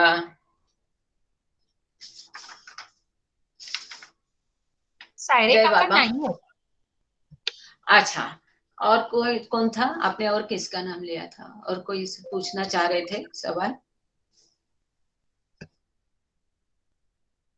और किसका नाम लिया था आपने? राजेंद्र निस्तानी जी है क्या? और एक नाम लिया था, वो सवाल पूछना चाह रहे। अच्छा, केतकी नहीं है क्या अभी? एक मिनिट में देख लूं चार्ट में। है, मैं हूँ। अच्छा, हा आहे हा, जॉब. अजून कोणाला विचारायचं होतं? नाही, मला नेहा शरदजींचाच हात अच्छा, व्हर्च्युअल हात वरती दिसला. नाना सायरे काका ओके ओके लेफ्ट झाले आहेत. ओके ओके, त्यांना विचारायचं, त्यांचा माईक ओपन होता. हो हो. ओके, ठीक है। आणि कुणाला काय अभी और किसी को पूछना है तो बेझिझक पूछ लीजिए, अच्छा है, सबके लिए एक बार क्लियर हो जाता है। अभी संस्कार के ऊपर हम ज्यादा नहीं फोकस डाल रहे हैं, क्योंकि बाबा ने स्वयं भी बोला है कि ये इतना गहन विषय है, मैटर है, इतना भी मैं वॉल्यूम लिखता जाऊं वो भी पूरा एक्सप्लेन नहीं होगा। फिर भी इसके बारे में भी हम, अगर आप सभी चाहते हैं तो आप यहाँ पर एक चार्ट में कोई एक डाल दीजिए कि अगले बार वो, क्योंकि हम ऐसा मराठी बुक में करते हैं, रिलेटेड टॉपिक या तो गॉड स्पीक्स या तो डिस्कोर्सेस में हम ले लेते हैं। ये हाँ, टॉपिक एक आप थोड़ी चाहते क्लैरिटी हैं तो अपनी हम तरफ से और कर लें जरूर जरूर। तो बहुत अच्छा हो जाएगा। ये इसमें क्या होगा, जो और समझ में आएगा, और अच्छे से समझ में पूरी क्लैरिटी आ जाएगी। जी जी So ji, let's do it if हम possible, whenever it's possible. या Whenever it's possible for you. Yeah. Thank you. अभी पढ़ सकते हैं। In short, natural and non natural संस्कार, क्योंकि ये टॉपिक करीब 7 पेजेस का ये टॉपिक है, लेकिन हम इसको, मतलब यहाँ पर ओरिजिनेट ऑफ संस्कार कैसे उत्पन्न होते हैं, उनका अनुभव क्या है, और इंसान में इसका एनालिसिस, विश्लेषण कैसा किया जा सकता है, नेचुरल और नॉन नेचुरल संस्कार क्या है, और लहर क्या है, और इसका प्रगटीकरण जो है उसमें कैसा होता है, ऐसा बहुत सारी चीजें हैं, भास क्या है, वाइंडिंग्स ऑफ संस्कार क्या है, बहुत सारे टॉपिक्स इसमें बहुत सुंदर है, आप लोग जरूर पढ़ लीजिए। अब इतना तो हम यहाँ पर कर नहीं पाएंगे, शायद सारा किताब खत्म होने के बाद, या इस किताब में भी शायद किसी और लेक्चर में ये जरूर आएगा, क्योंकि यही सारा बाद में मेहर मैसेजेस में हुआ है, फिर मेहर मैसेजेस से डिस्कोर्सेस और गॉड स्पीक्स ऐसा सब हुआ है। तो यहाँ पर चूंकि नेहा जी ने बात छेड़ी है, तो ये शायद एक पेज का हम आज पढ़ लेते हैं। कोशिश करती हूँ हिंदी में बताने की भी, साथ में समय हो रहा है, चलेगा ना? कोई I एक am बोल fine. दीजिए, I'm चलेगा? more. बिल्कुल बिल्कुल। थोड़ी बात ठीक हो है जाए नेहा तो जी। मैं तो बड़ी प्रसन्न रहूंगी, बाकी लोगों से आप जान लीजिए, पूछ लीजिए।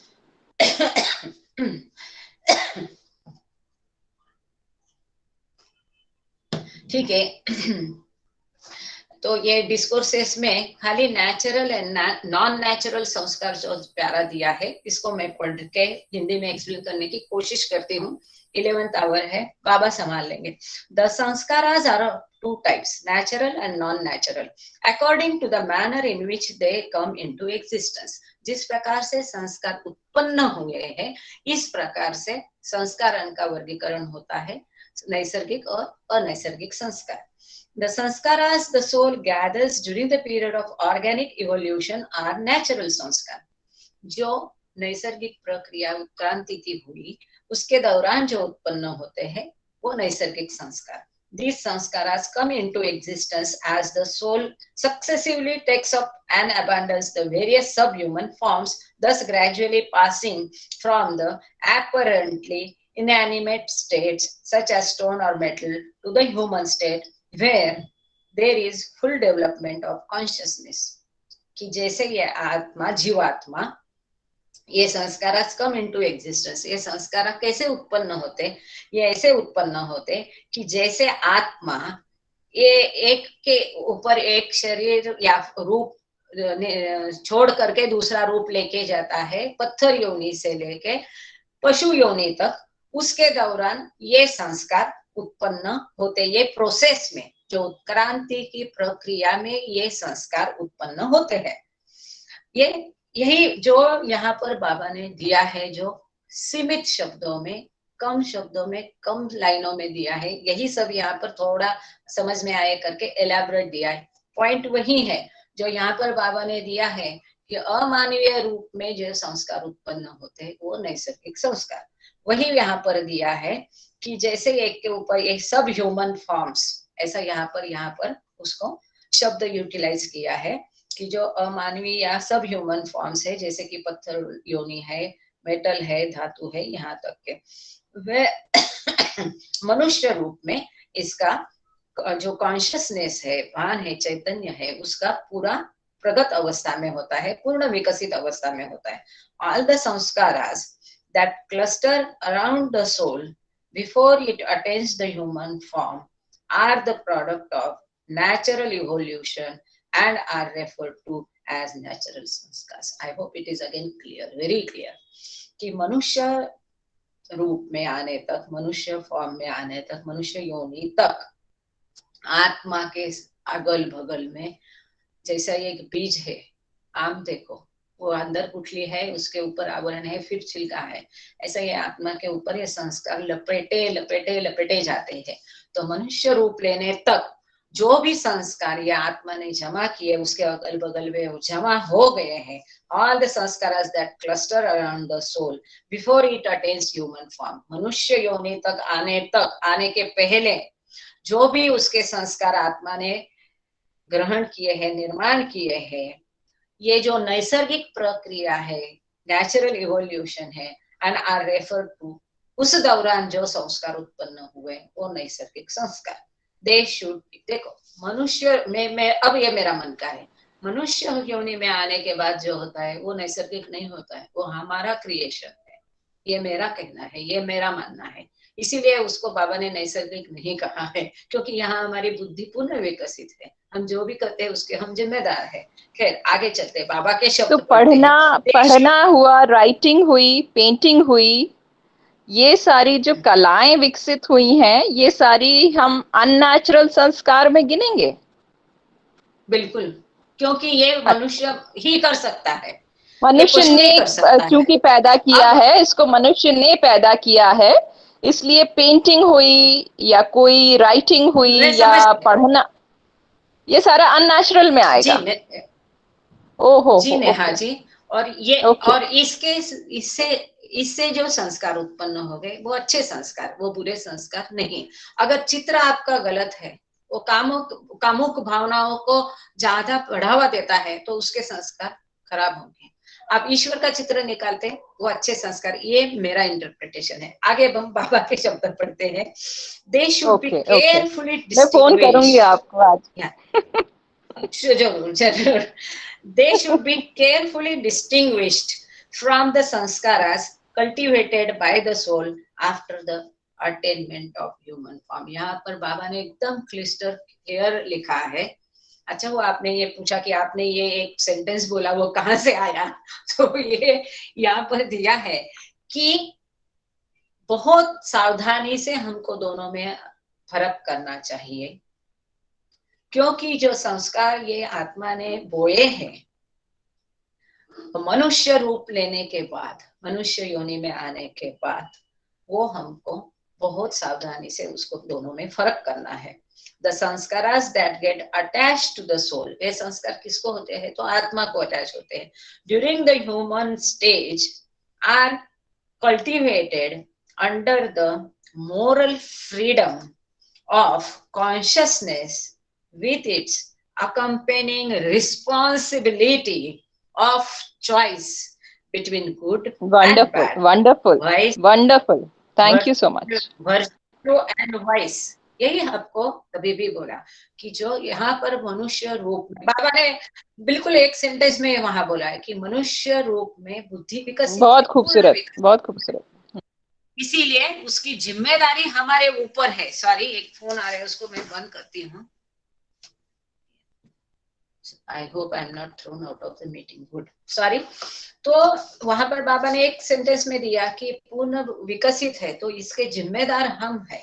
इसीलिए अच्छा बुरा ये समझ हम में आई है, पाप पुण्य का समझ आया है, इसकी हमारी जिम्मेदारी है। They are referred to as non natural sanskar. वहां पर बाबा ने अननेचुरल बोला है, यहाँ नॉन नेचुरल, कोई फर्क नहीं है, वही है, मीनिंग वही है कि अनैसर्गिक संस्कार। हमको हिंदी में एक ही बोलना है, या आप और कोई अच्छा शब्द हिंदी में बोल सकते हैं। मैं तो अपना प्राकृतिक, आई थिंक प्राकृतिक और अप्राकृतिक होगा। सुंदर सुंदर प्राकृतिक जी जी और अप्राकृतिक संस्कार। हाँ, जी तो जी, ये जो है प्राकृतिक और अप्राकृतिक संस्कार, सुंदर शब्द है। तो ये जो मनुष्य रूप में हम संस्कार आत्मा जमा करता है, ये जो भी जमा करता है उसको अप्राकृतिक संस्कार कहा जाएगा, क्योंकि वो नैसर्गिक नहीं है, प्राकृतिक नहीं है। उसने अपनी बुद्धि से, विचार से, जानबूझ के सब जिम्मेदारी लेकर के उसको बनाया है। तो उसकी जिम्मेदारी, अब मुझे मूवी देखने जाना है, नाटक देखने जाना है कि मंदिर में भजन के लिए जाना है, ये मेरा चॉइस है। मेरा मन जैसा कहेगा वैसा मैं करती हूँ। अब भटकने जाना है, मॉल में जाना है कि बैठ करके बाबा का प्रोग्राम अटेंड करना है, इसके ऊपर ये संस्कार बने जाएंगे। आगे चलते हैं, बाबा के शब्द पे खत्म करते हैं इसको। They are referred as non natural sanskar, though these post human sanskar are directly dependent upon the natural. देखो नेहा जी, यहाँ पर वापस बाबा ने वही बोला है। वहां बाबा ने बोला है कि जो नेचुरल संस्कार है ये रिवर्स हो जाते हैं, और यहाँ पर बाबा ने बोला है कि ये भी संस्कार पहले संस्कार के ऊपर डिपेंड होते, निर्भर होते हैं। कैसे, आप हम आगे पढ़ेंगे, लेकिन मेरी सीमित बुद्धि में जो है वो भी मैं बताऊंगी। They are created under fundamentally different conditions of life and air, and are in their origin comparatively more recent than the natural संस्कार। जो प्राकृतिक संस्कार है ये युगों पहले के, कई सालों पहले के हैं, लेकिन जो मनुष्य योनि में अप्राकृतिक संस्कार हासिल किए हैं वो एकदम ताजे हैं, अभी के हैं। लेकिन ये संस्कार पहले संस्कारों के ऊपर निर्भर है, क्योंकि अगर पहले मैं बाघ थी तो मेरी प्रवृत्ति हिंस होगी, अगर मैं रैपिड होगी, क्या बोलते ससा, तो मैं टिमिड होगी। ये मेरा अपना इंटरप्रिटेशन है। तो जिस फॉर्म में वो आया, जिस परिस्थिति में से, अच्छे खासे जंगल में बहुत खूब खा पी करके वो फिर ये या तो घोड़ा था और अब मनुष्य बना, इसके ऊपर भी वो मनुष्य के उसके संस्कार निर्भर होते हैं, ऐसा मेरा मानना है। इसको आप बाबा के नहीं शब्द ठीक है, बिल्कुल बाबा के उसके हिसाब से हम जाते हैं। तो ये आप जो कह रही हैं बिल्कुल ठीक है। ये एक्सटेंशन होता चला जाता है, इसलिए every human has a different consciousness. So this difference in the length of the formative periods, जो फॉर्मेटिव पीरियड मतलब पशु योनि, पत्थर योनि। अब कोई पत्थर जो है ये मंदिर की सीढ़ी का पत्थर होगा, और कोई पत्थर होगा वेश्यागृह का इमारत का पत्थर होगा, इसके ऊपर भी ये डिपेंड है। ऐसा the difference in the length of formative periods, ये कितना पीरियड में ये बने, कितना समय लिया। ये पत्थर, कई पत्थर है, कई पहाड़ है, कई युगों से है, और कोई पत्थर तुरंत घिस जाता है अगर वो रास्ते पे होगा तो। This difference in the length of formative periods and in the conditions of formation is responsible for the difference in the degree of firmness of attachment of the natural and non-natural sanskaras to the soul. ये कितना लंबा समय रहा, उतना उसका attachment कितना है, उसको कितना लगाव है इससे। अगर लगाव नहीं होगा, ज्यादा आया सुख आया क्या गया क्या, बहुत कोई बोलते हैं कि बहुत लाइट है ये, इसका कोई परवाह नहीं है, लेकिन आध्यात्मिक दृष्टि से वो सही है। अगर वो ज्यादा कोई भी दिल से अपना लगा नहीं लेता है, कोई भी बात ना स्तुति लेता है ना गाली लेता है, चला जाता है, तो वो संस्कार उसके ढीले हो जाते हैं, उसको इतना नहीं होता। इस तरह से कि वो संस्कार उत्पन्न होने में कितना पीरियड लगा, उत्पन्न होने में कितना पीरियड, फॉर्मेटिव पीरियड, और उनका अटैचमेंट कितना है, लगाव कितना है, कंडीशंस ऑफ फॉर्मेशंस, वो किस हालात में ये संस्कार हुए। यदि कोई सैनिक है और वो देश की रक्षा करते हुए कई दुश्मनों को, सैनिकों को गोले मार के 100 लाख मरवा देता है, तो उसकी स्थिति क्या थी, देश का हित में उसने वो कार्य किया, तो उस केस में उसके संस्कार अलग हो गए, उसको ज्यादा उसका दोष नहीं आएगा। लेकिन किसी ने केवल दुश्मनी के हिसाब से किसी का खून किया, वो संस्कार इस 100 के खून से भी ज्यादा तीव्र होंगे। तो ये किस स्थिति में ये संस्कार उत्पन्न हुए, किस स्थितियां हैं उसको जिम्मेदारी कराने में, ये जो फर्क है, ये जो है in the degree of firmness, ये कितना संस्कार तीव्र है इसके ऊपर होता है। And attachment of the natural, कैसे वो संस्कार नेचुरल, प्राकृतिक और अप्राकृतिक संस्कार लगते हैं, इसके लिए ये सब स्थितियां, ये सब स्थिति पर ये निर्भर होता है। The non natural samskaras are not as difficult to eradicate as the natural, which have an ancient heritage and are therefore more firmly rooted. बाबा यहाँ कहते हैं जो नॉन नेचुरल संस्कार है, जो मनुष्य योनि में हमने संस्कार उत्पन्न किए हैं, उसको खत्म करना, उसको इरेडिकेट करना, कम करना, नष्ट करना, ये ज्यादा आसान है। और कहीं लेक्चर में मैंने ठीक इसके विपरीत सुना था, मैं नाम नहीं लूंगी, लेकिन इसीलिए मैं हमेशा बोलती हूँ कि कहने के फ्लो में अगर कुछ गलत है तो प्लीज करेक्ट देयर इटसेल्फ। तो मैं इसको वापस यहाँ जोर दे के बोलती हूँ, मैं नहीं बोल रही कि बाबा के किताब में यहाँ लिखा है कि जो नॉन नेचुरल अप्राकृतिक संस्कार है, इनका नष्ट करना, कम करना, ये अधिक आसान है। क्यों? क्योंकि जो प्राकृतिक संस्कार है ये बहुत पुरातन है, ancient heritage, and are therefore more. और ये जो प्राकृतिक संस्कार है ये बहुत पुराने हैं और जम से बैठे हुए हैं, एकदम रूटेड है, फर्मली रूटेड, एकदम जमकर बैठे हैं। इसीलिए इनको खत्म करना, किसको, अप्राकृतिक अनैसर्गिक संस्कारों को खत्म करना ज्यादा मुश्किल है कंपेयर टू, तुलनात्मक जो मनुष्य रूप में अनैसर्गिक संस्कार, अप्राकृतिक संस्कार हम जमा करते हैं, इनको नष्ट करना इजी है। जो प्राकृतिक संस्कार मनुष्य रूप के पहले आए हुए, जमा हुए हैं, ये एंशिएंट है, पुराने हैं, इसीलिए और वो जड़ से बैठे हुए, जड़ से उखाड़ना उनको मुश्किल है। आगे बाबा बोलते हैं, the obliteration of the natural samskaras is practically impossible unless the neophyte is the recipient of the grace and the intervention of a Sadguru or a perfect master. In short, मैं ये कहूंगी कि बाबा यहाँ कहते हैं कि जो प्राकृतिक संस्कार है ये इतने बैठे हुए हैं जम के, किसी सदगुरु की सहायता के बिना इनको पूरी तरह से नष्ट करना मुश्किल है, कठिन है, संभव नहीं है, असंभव है।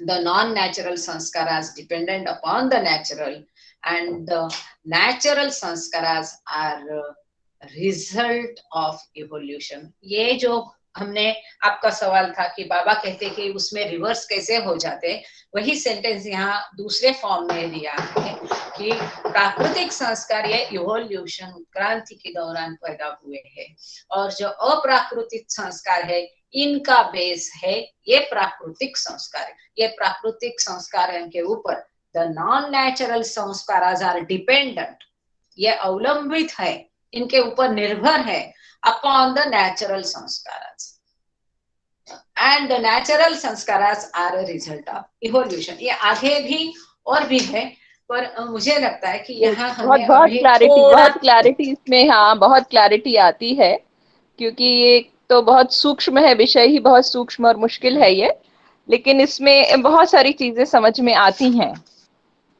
कि क्यों विचार पैदा हुए होंगे और क्यों लिखना शुरू किया होगा, कहाँ से पूरी यात्रा शुरू हुई होगी, और कैसे ये संस्कार बढ़ते चले गए हैं और कैसे इनको काटा जाए। बहुत सुंदर बाबा ने सारी एक्सप्लेनेशन दी है। Thank you so much, thank you so much मेरे कृपा जी। थैंक यू बहुत बाबा, बहुत थँक यू धन्यवाद, बाबा, बहुत धन्यवाद, thank you thank you Baba, Baba. Thank जय बाबा. देशपांडे काकांनी हात रेज केलेला आहे.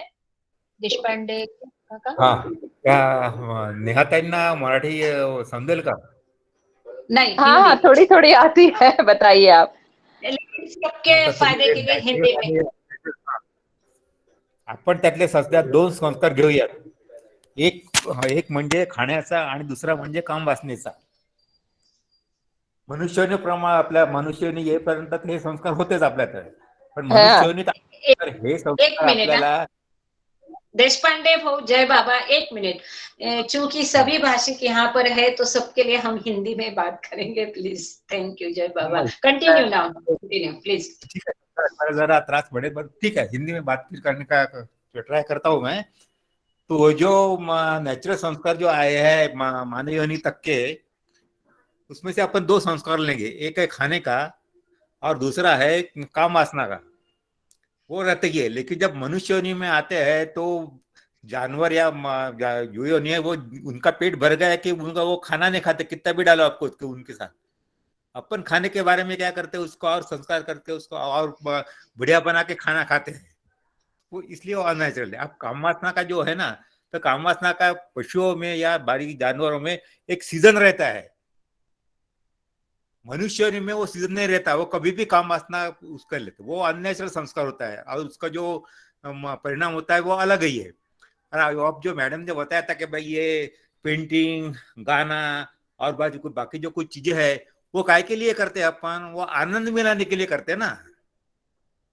तो मनुष्य के आत्मा की मूल जी जो जी जी जी जी। मनुष्य की जो मूल प्रवृत्ति है वो आनंद के लिए है ना, सुख के लिए है ना। तो आप चित्रकला बोलो, गाना बोलो और कुछ अच्छा छंद बोलो, वो आनंद के लिए, सुख के लिए है ना, हाँ हाँ हाँ, तो उसके लिए है। ज्ञान ज्ञान के लिए भी तो है, वो ज्ञान वृद्धि के लिए भी तो है, जानने के लिए भी है, समझने वो के लिए भी है। अपने को गायन आता वो सब आते उसमें, भाई काय के लिए है, तो सुख के लिए जाते, लेकिन नहीं उसमें पूरा सुख मिलता नहीं। कौन सी भी ये लो तो उसमें पूरा सुख मिलता नहीं ना। तो पूरा सुख मिलने के बाद वो आनंद के लिए है, तो वो ज्ञान से मिलता है, जो प्रज्ञान है, वो जो ज्ञान होता है तब वो मिल जाता है आपको। तब तक के लिए तो अपना ट्राई करता है, नहीं इसमें ये डालो वो करो, तुम्हारा गाना गाओ, पेंटिंग करो, तो जो मूल तो प्रवृत्ति है वो मूल अप्राकृतिक भी जो है उनका बेस प्राकृतिक ही है, वो मूल जो है उनका वो वही है। है ना, हाँ मूल हाँ, मूल तो वही है जी ना। जी जी जी, समझी समझी, थैंक यू सो मच, धन्यवाद।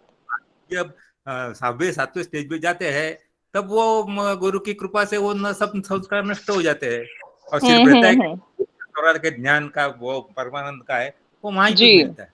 जी जी, थैंक यू, जय बाबा। बहुत शुक्रिया। बहुत बहुत धन्यवाद दोनों को भी, नेहा जी, और आगे भी जुड़ना क्योंकि अगला लेक्चर बहुत इंपॉर्टेंट और भी है, क्योंकि सर्कल के बारे में पहले भी बाबा ने बताया था और आगे उसको और बताया है, तो उसको भी जरूर हम मैडम, पढ़ेंगे सारे अगले। सुनती हूँ मैं, आपके सारे लिंक अगर मैं नहीं जुड़ पाई तो मैं रात को बैठ के पूरा सुन लेती हूँ सारा।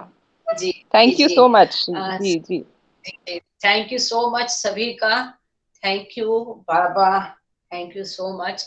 और हम सॉरी, हम अभी वो ग्रुप वाले कोई नहीं, फिर भी उनको सॉरी बोलते हैं क्योंकि उनके समय में हम आज खत्म नहीं कर पाए। और प्रेयर के लिए किसको बोला है, केतकी है कि नहीं है, प्रेयर कौन करता है आज? जय बाबा. नेहा जी आप, हाँ जय बाबा, हाँ केतकी प्रेयर कौन करना घेऊया ना? चाहेगा फिर?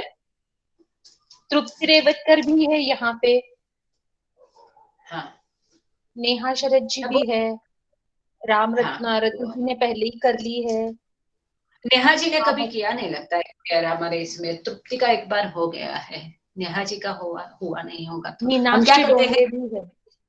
हाँ कर लेगा कि किसी को तो भी दे दीजिए मीनाक्षी, प्रेयर और आरती।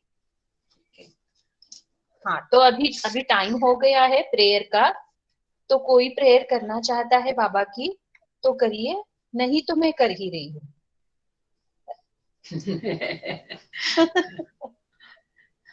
नहीं नहीं, यू राम हैव टू, आप किसी को बोल दो और वो शुरू करेंगे। राम स्नेही प्रजापति जी, राम स्नेही प्रजापति जी, आप मुझे सुन सकते हैं?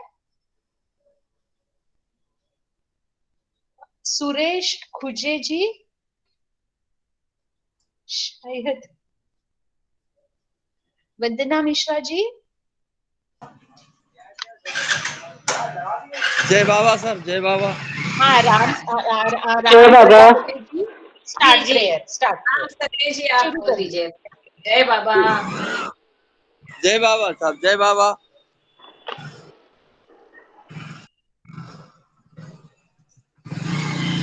हाँ बताए सर।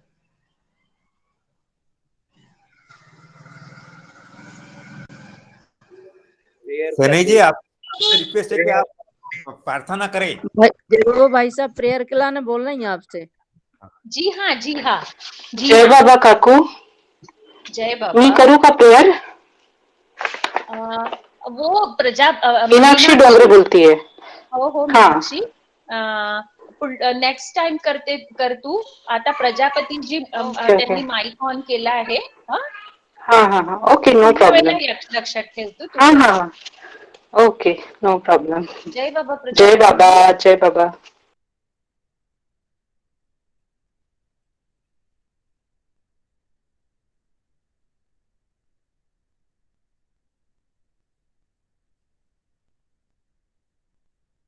शायद उनका माइक्रोफोन नहीं वर्क कर रहा है. प्रजापति जी प्रार्थनाएं पढ़ें। सनी जी आप प्रार्थना कीजिए, प्रेयर स्टार्ट कीजिए। सनी जी सुनने को आ रहा है क्या आपको? माइक खोल दीजिए, माइक बंद है आपका। हाँ अरे तो शायद वो ट्राई कर रहे हैं, लेफ्ट ही वो लेफ्ट हो गए हैं. तो मैं वंदना मिश्रा जी रेडी है तो उनको कहूँ क्या? हाँ कह दीजिए। वंदना जी प्लीज. जी जय बाबा. जय बाबा। अवतार मेहर बाबा की जय। अवतार मेहर बाबा की जय। हे परवरदिगार, सबके राखनहार और सबकी रक्षा करने वाले, तुम्हारा कोई आदि नहीं है और न तुम्हारा कोई अंत है।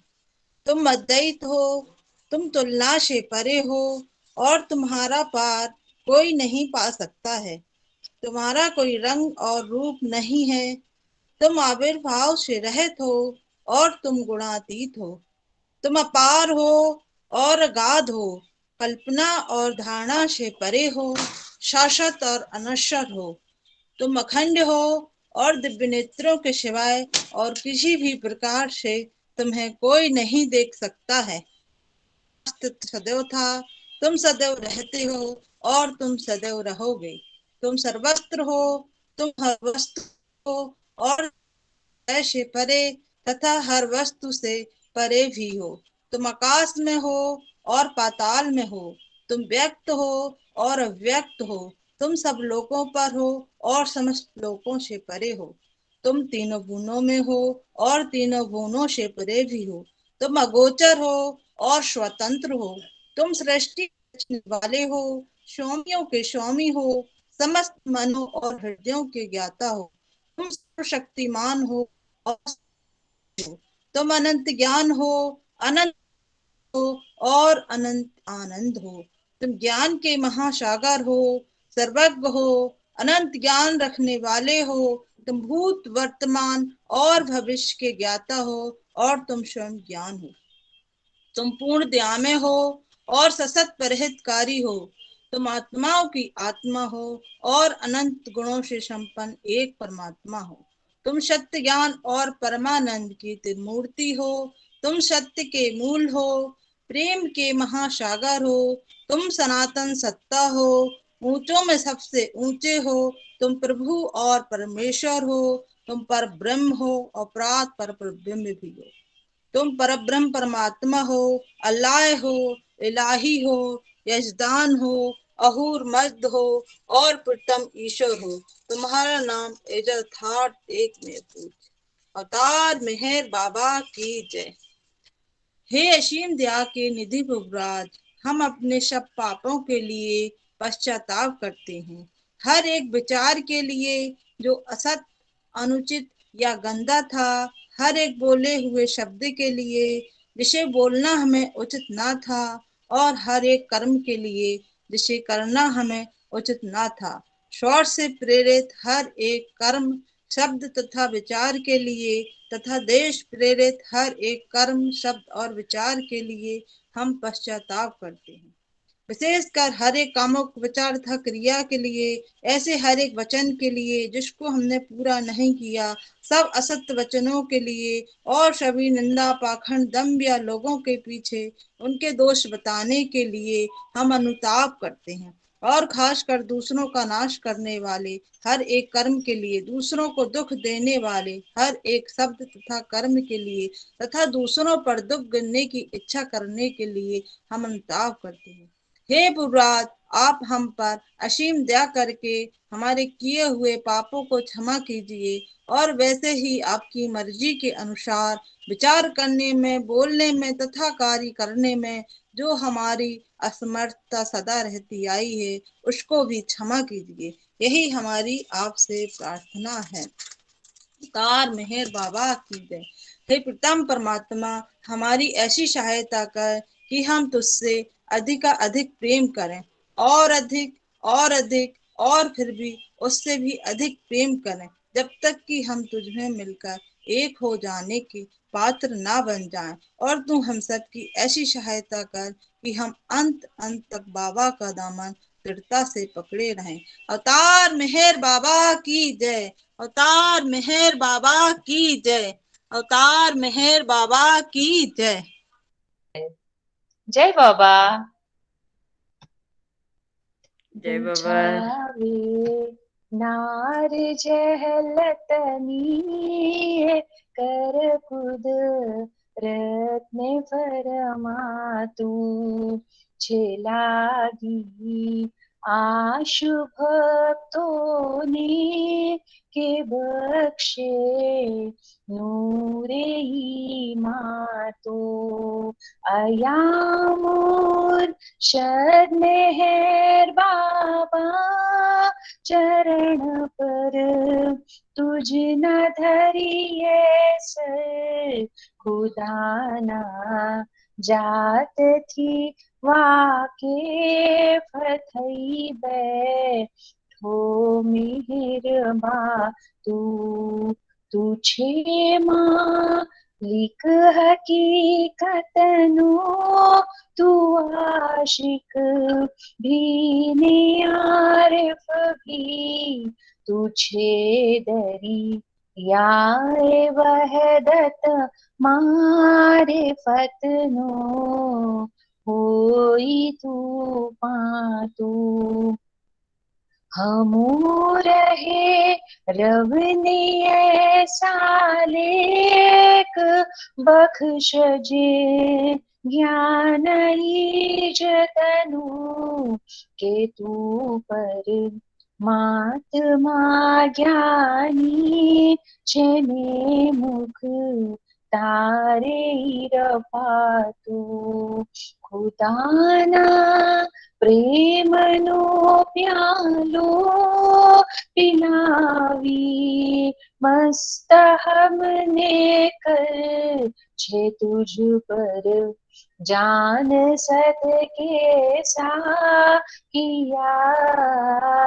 दे पयमा तू हमारी नाव भर दरिए तरावे, तो हमें तरिए हमारा ना खुदा अय मिहेर बाबा छेनी है बा तू हमारा ना खुदा अय मिहेर बाबा छेनी है बा तू बुझावे नार जहलतनी कर कुदरत ने परमातु छेलागी आश भक्तो नेकी बख्शे नूरे मातु। अवतार मेहर बाबा की जय। अवतार मेहर बाबा की जय। अवतार मेहर बाबा